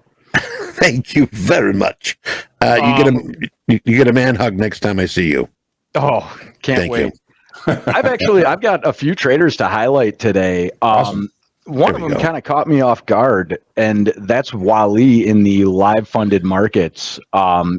Trading a live funded account. He's trading the NASDAQ, and so far he has done 10 contracts. He's done 2 entries and 1 exit, basically, or 2 entries and 2 exits, pretty much.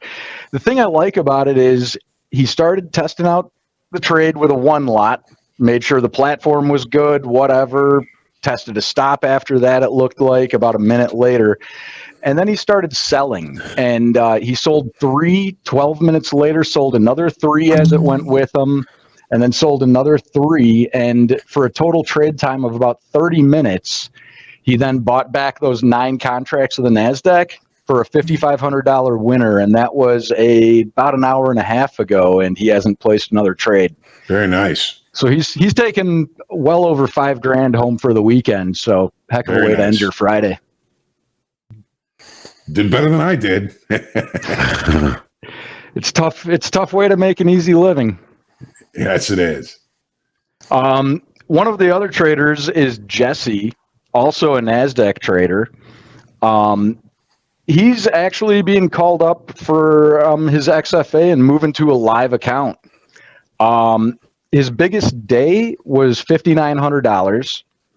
Second biggest day was $2,200. And the thing I like about that is he was in the account for a few weeks, in the express funded account, and he didn't have days over 2,000 really. He kept it conservative, and he would typically be anywhere from $200 to $2,000 and not over. And he doesn't have a single losing day. Wow. The other thing I really like is some days he takes 1 trade, some days he takes between 5 and 20, depending on, I think, what the market gives him and how he's feeling that day and viewing the markets.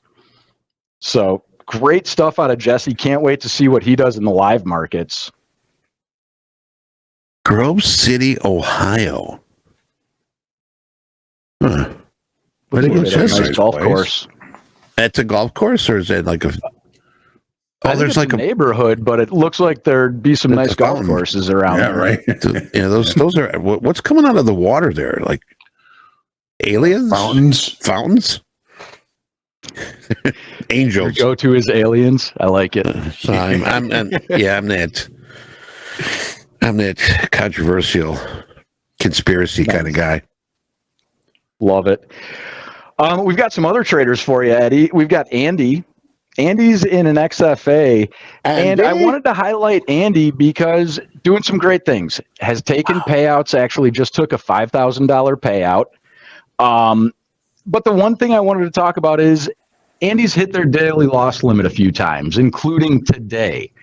And the thing about that is it affected me. I imagine it affected both of you as well as traders. There were times where I would take a payout. I'd have a nice and healthy balance where I would take a payout. And then suddenly it'd be like, oh man, I'd look at my statement. My trading account doesn't have the healthy balance that it did. And it's like, I want to get back to there. And I would try to get off to the races and often set myself back even further. So there'd be times where I'd take a payout and I'd go, I'm working for $100 today or $200, just real basic trading, kind of reground myself. We're getting a question here. Michael Talley is asking, is that our fire drill, Andy? Maybe, could be. Maybe. It could be. I'm not sure. Maybe, maybe not. I mean, there's there's more than one Andy. So it'd be cool, though. That'd be cool. He's really putting in. Let's just say it is, okay? So it's good stuff. What else you got, Brett? All right, we got one more trader, and I actually just want to talk about, it's Jianguan. We hit 3 continents today, by the way. We've got North America. I think isn't Belize South America, or is that North? Anyway, well, go ahead. You're going to finish, and I got something to say here. It's an island off of South America. All right. So Jianguan, they started with Topstep 827. They started the trading combine on September 1st. They started in their XFA, Express Funded Account, where they can get real payouts from the data that we collect. And in 12 days, on September 13th, they finished their XFA up $12,200 and took a 50% payout. That was when they were called up to live, and then they started their live account October 2nd. And yesterday, they took their first payout of $6,700 from their live trading account. And they've taken a total of 12.8 thousand in payouts. And their trading is on point. They've been in the account since the 2nd of October, and they're already getting payouts and making money in the account. Very nice So job. I love seeing that. Yeah. Wow.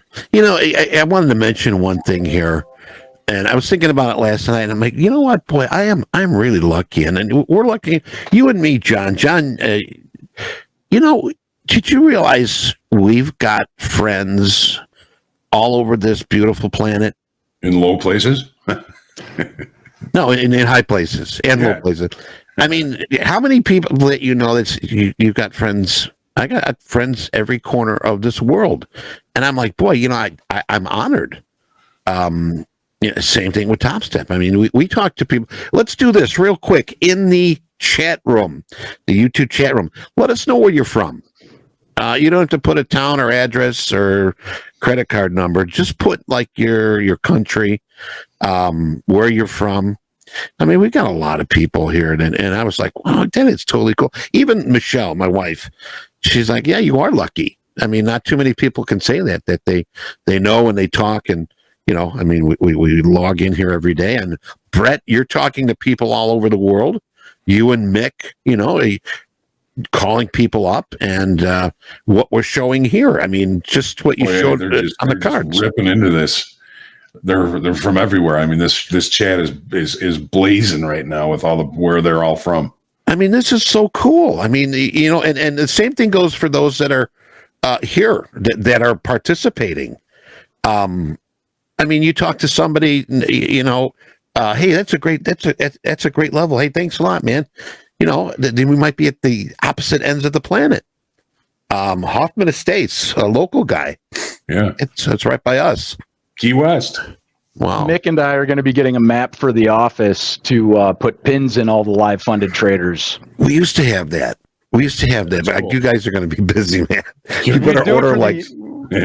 We would do it for the express funded accounts, but that might take a work week to keep up on. To catch that up, right? Yeah. I mean, it's wonderful stuff. Look at this.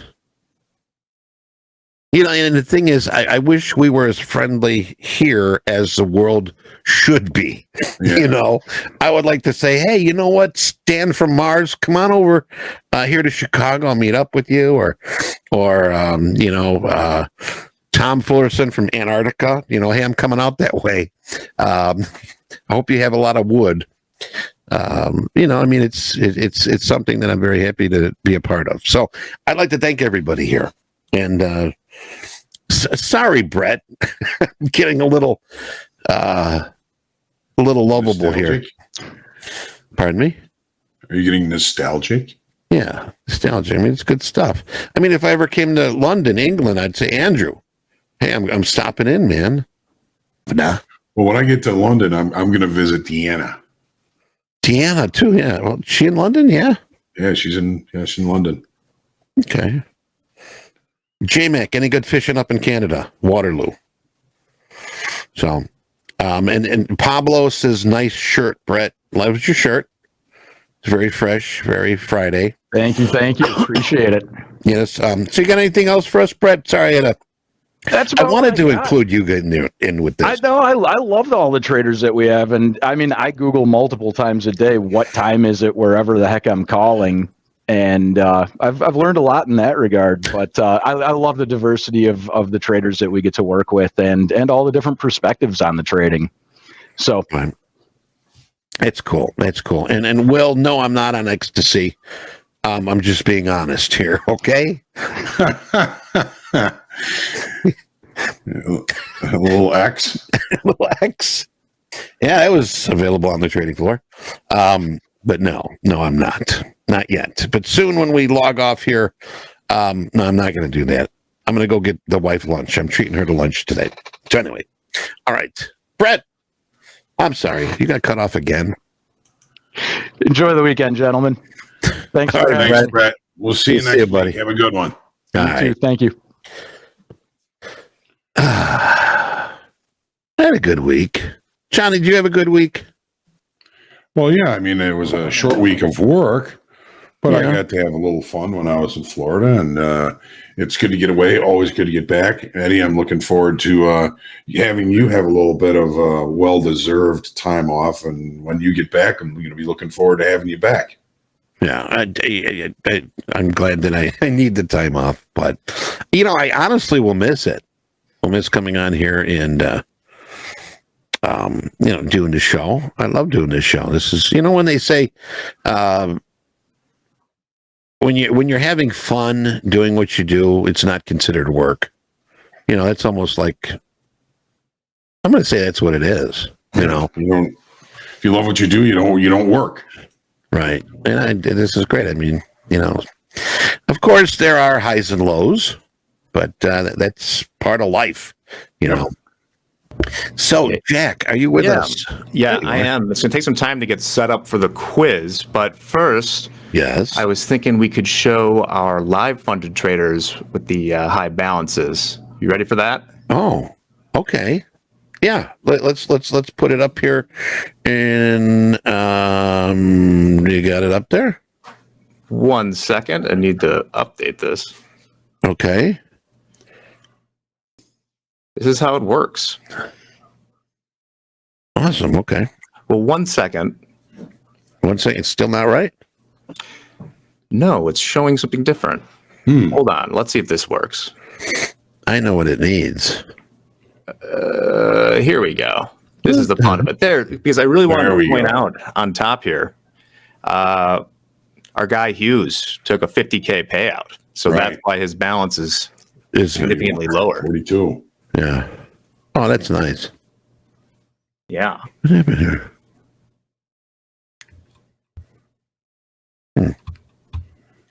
And it looks like Rosciato's a name we have seen before, right? It's up 37,516. Wang. Eddie, are you frozen, Eddie? No. Oh, I thought Jack was doing it. Yeah, I mean, this is live. Check this out. I mean, I think we're going to post something about Hughes coming up here soon. I don't want to steal anybody's thunder. But he took a nice payout. Rocchiato, 37,516. Huang, 30,252. Wen Bing, 24,594. And Dylan, 21,000. Now, this is, Jack, how long, what's the time frame on this? This is account balance, so it doesn't include balance. payouts, but it is their current balance in the funded account.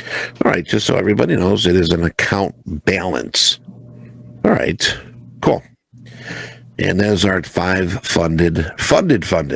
All right, not express. Those are the pro ball traders.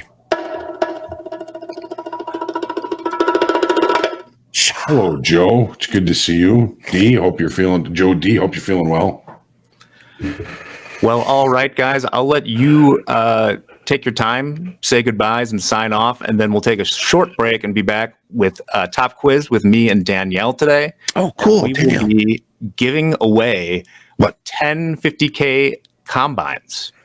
Wow. Random winners who get 3 or 4 of the questions right. Nice. 3 out of the 4. 3 or 4. Yes. Okay. Did you hear that, everybody? Those that are still here, top quiz. There's only going to be 4 questions. If you answer 3 out of the 4 correctly, you are in the running for a 50K combine. Okay, and we are going to only have 10 of those available, so it'll be like a lottery number pick. But otherwise, hang tight. And I think I'm ready to sign off here. Yeah, I think so. But Johnny, it's always fun. It's fun when you're here with us. I tell you, when you were on vacation, I cried myself to sleep every night. I'm sure.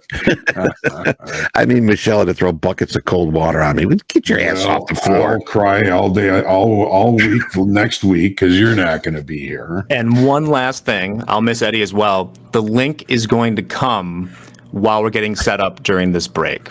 So The link. he'll be there. Don't worry about The it. Kahoot link. Lance Link, Secret Chimp. Remember that show, John? I had the Lunchbox. lunchbox. I did too. Link lunchbox.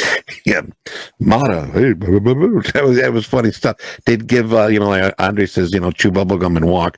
That's how they gave the chimpanzees like bubble gum, and they sort of superimposed. If you get a chance, YouTube Lancelot Link, Super Chimp.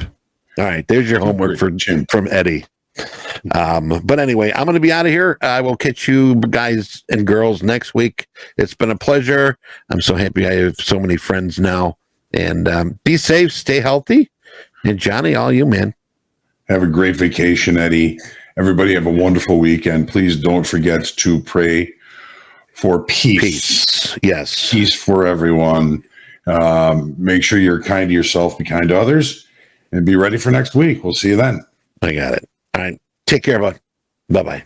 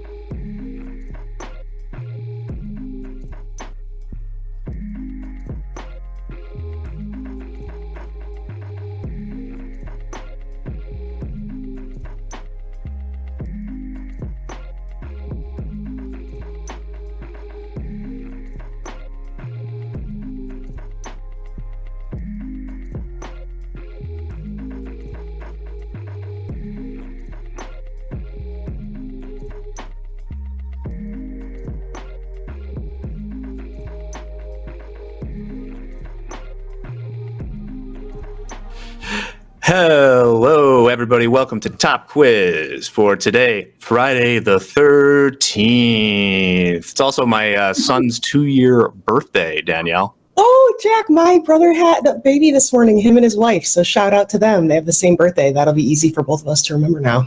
Really? Give me a reminder when Lukey's is coming up. Oh, yeah, because I will be sure to send congratulations every year to your is it niece, nephew? Nephew. The 5th. The boys of October. Yeah, my dad is really excited. It's the 5th.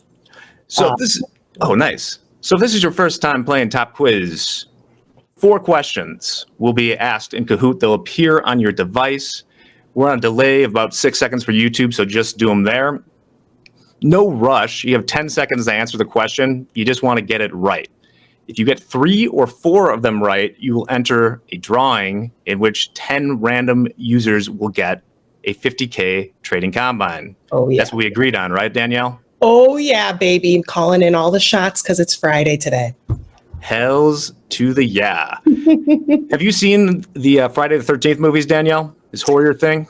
I'm kind of scared of those, but I like horror, but I get really nervous at the same time. So no, I haven't seen those, but I know what you're talking about. I kind of feel you there. I didn't realize it was Friday the 13th until they said it. Should have done some trivia on that. Okay, but you know it's not that now. So yeah. Let's see who's coming in. QWERTY, No Fire Drill, Leonidas, No Fire Drill, David, great. Hawkeye, JBS. Well, we got to cut it soon. Remember, we play this every day, so you'll have more opportunities. Danielle, are you ready to start? I am ready. I'm excited. Okay. I went 3 for 4. Can I be 4 for 4? I don't know. We'll see. I think you can, just because they're a little bit easier now because I want to get more people in it. And thank you to those wishing happy birthday to Baby Jack. All right. Oh, Baby Jack. Let's do this thing via Kahoot. Let's go, baby. We can only have 2,000 people in this, so we're not there yet, but pretty close. Thinking. Question number 1. The 1987 film Trader shows a day in the life of what famous trader? George Soros, Paul Tudor Jones, Carl Icahn, or Ken Griffin? Okay. I've got to guess. I think Paul Tudor Jones. You are absolutely right. Yes. See this movie, he kind of tried to take it offline. I think I've asked a question about this before. This is the famous movie where he has a pair of Bruce Willis's gym shoes that he bought and keeps them in his office and then like puts them on as a pump up thing during a trade. So yes, I love that. Everybody in the chat, let me know whose shoes you would wear to get pumped up. That reminds me of working with salespeople, and you see them chugging a Red Bull before they go on the sales call. Woo-hoo. Yeah, I mean, it seems like an odd choice, Bruce Willis, but I guess it was the 80s, so that was kind of prime. Oh my gosh, that's great. Bruce Willis. The rankings are just for bragging rights right now, but good job to you guys that answered it quickly. Caprice, Satasuki, Charles, CL Trader. I've seen this individual on the board many a time. Mm-hmm. Let's go to the second question. All right. What is the capital of Canada? Oh. Montreal, Toronto, Ottawa, or Vancouver? Oh, shoot. Oh, not the best on geography, Jack. You're going to make fun of me for that. I am going to go Ottawa. Damn it. Sorry. Oh, we're on YouTube. It doesn't matter. No censors. Beep. Eddie would have beeped me out at that moment. You got 10 seconds. As long as you don't, go wild with the F-bombs, I'll let it slide. In part, I'll let it slide because there's nothing I can do about it. We're not, I don't have a button that I can Eddie would have had a sound effect for that. Let's see what we got. Yeah, I actually, I've been to Canada many a times, never been to Ottawa. That's kind of a trivia that I just didn't think about. I forget. I kind of knew it was Ottawa, but that's trivia. All right. Arpan, Caprice, E-Trading. Remember, you just need 3 or 4 right. Ready for the next one? I'm ready. Got to get my answer in quicker. How many times per year do CME equity futures roll over? 2, 4, 6, or 12 times? I'm going to say 4. You are correct. All right. By the way, so I was a fixed income futures trader professionally for a number of years, and those also roll over on that schedule. But when I typed this question, I'm so glad to see 300 people got it. A, because you're mostly trading equities, but B, because I didn't check it. And I'm like, if I have the wrong answer here, I am going to get flamed so hard on YouTube. Like, I know it's right. I'm 100% sure it's 4, but it's one of those intrusive thoughts. Like, what if I'm wrong? And they're like, Jack, you, my friend, are an idiot. Okay. Don't worry, Jack. We got one question left. Hopefully you've got a few right so far. Ghost T asks, is Canada a country? I don't know. Debatable. Anything else here? Yeah, we got a nice friendly crew here today. Like that. So thanks for sticking around. Hope you all have a great weekend. Love the traders that stick around till the end of the broadcast with us. Always fun. And before I do this final question, because we are ending after this, I am going to email the winners this evening, because it's not good TV for me to sit here on a spreadsheet for the next 10, 20 minutes. I've got things to do, no offense. Maybe it is. I have my own channel where I do live stream of me doing things in Excel. So gosh. You want to see a spreadsheet? Jack. Sheets by Jack. That's Jack's night job. It's my day and night job. Here we go. Final question. You're 3? Oh, you're 2 for 3? No, I'm 3 for 3. 2.5 for 3 with that Ottawa. I got that Ottawa in a little late, but it was going to be my guess. But that's why I got a little excitable there. Somebody asked, I'm really drawing this out now, but someone asked Excel or Google Sheets. Oh. It's like I use Google Sheets for most things because everyone can share them and stuff like that. But Excel is the real deal. That's the, black tar spreadsheet program, so to speak. That's the primo stuff. Yeah. Okay, here we go. Final question. Okay. This video game, based on a James Bond film, was the 3rd best-selling title of all time for the Nintendo 64. Is it Nightfire, GoldenEye, Goldfinger, or Star Fox? All right. I do not play video games. They're cool, though, if you do. But I do know this is GoldenEye. Yes. One of the great multiplayer... I learned the other day that the multiplayer, it was like X anniversary, like say the 30th anniversary or something of GoldenEye. Yeah. And apparently the multiplayer was something they added at the very end, and Nintendo didn't even know about it. And that's great stuff. So user-friendly. Just for giggles, let's see who's on the podium. All right. I'm getting better at Caprice. Or you're making the quiz easier. Caprice. All right. Arpan. And the winner today is my good friend, TKG. Okay, so about the quiz questions, Danielle. Yeah. We listen to feedback. So if you have feedback, do it. And here's the feedback that I was getting and what I observed. Yes. It's hard writing 8 trivia questions like that every day, especially while you're producing this show, right? 4 is good. 4 is good. And they were too hard. And I cannot help is that my experience is someone who has lived in the United States for virtually his entire life. And so there'll be a bias to the sort of questions I asked. Also, there's probably people out there, let's not delude ourselves, who are using ChatGPT or Google or whatever and get the questions. So I felt like I had to make them hard, but then, a couple trivia stars were winning and it didn't spread it out. So I'm trying to make them a little easier, a lot easier in some cases, a little more about brainiacs, Jack. A little bit about trading, and then a little broader, right? Our Canadians today, they knew what the capital was. Shout out to our Canadians, and we saw where everyone was today. Was located today. That was cool. Yeah. So sorry. We got to get a pin map. Mm-hmm. Oh yeah, that would be cool. 3 or 4 you're eligible to win. So that's the other thing I've done based on feedback is widen it that you're not out if you miss one and you have a chance to win, but also it just opens it up to more people, right? So like I think 125 or something qualified yesterday. Wow. And I have the email ready to go for that. So I still haven't sent the reset code from yesterday, but that's coming as soon as the stream is done today. Very cool. Yeah. So All right. Well, fun way to end the week. It's always great to be here with you, traders. Thank you so much for having me. Yeah, Danielle, it was a pleasure to have you. Could you vamp for like a few seconds while I do some stuff behind the scene here? Oh, sure. What about? I'll give you a topic. Halloween. Halloween. Oh, here, please put in the chat right now what you want to see the guys in for their costumes. Because I was thinking about this morning, even before Michael brought it up. So please give me some ideas. Do we want to see them in different costumes? We want to see like a group ensemble. I was thinking group ensemble. Please, I would love your feedback. So put that in the chat. We'll get Jack in a costume as well.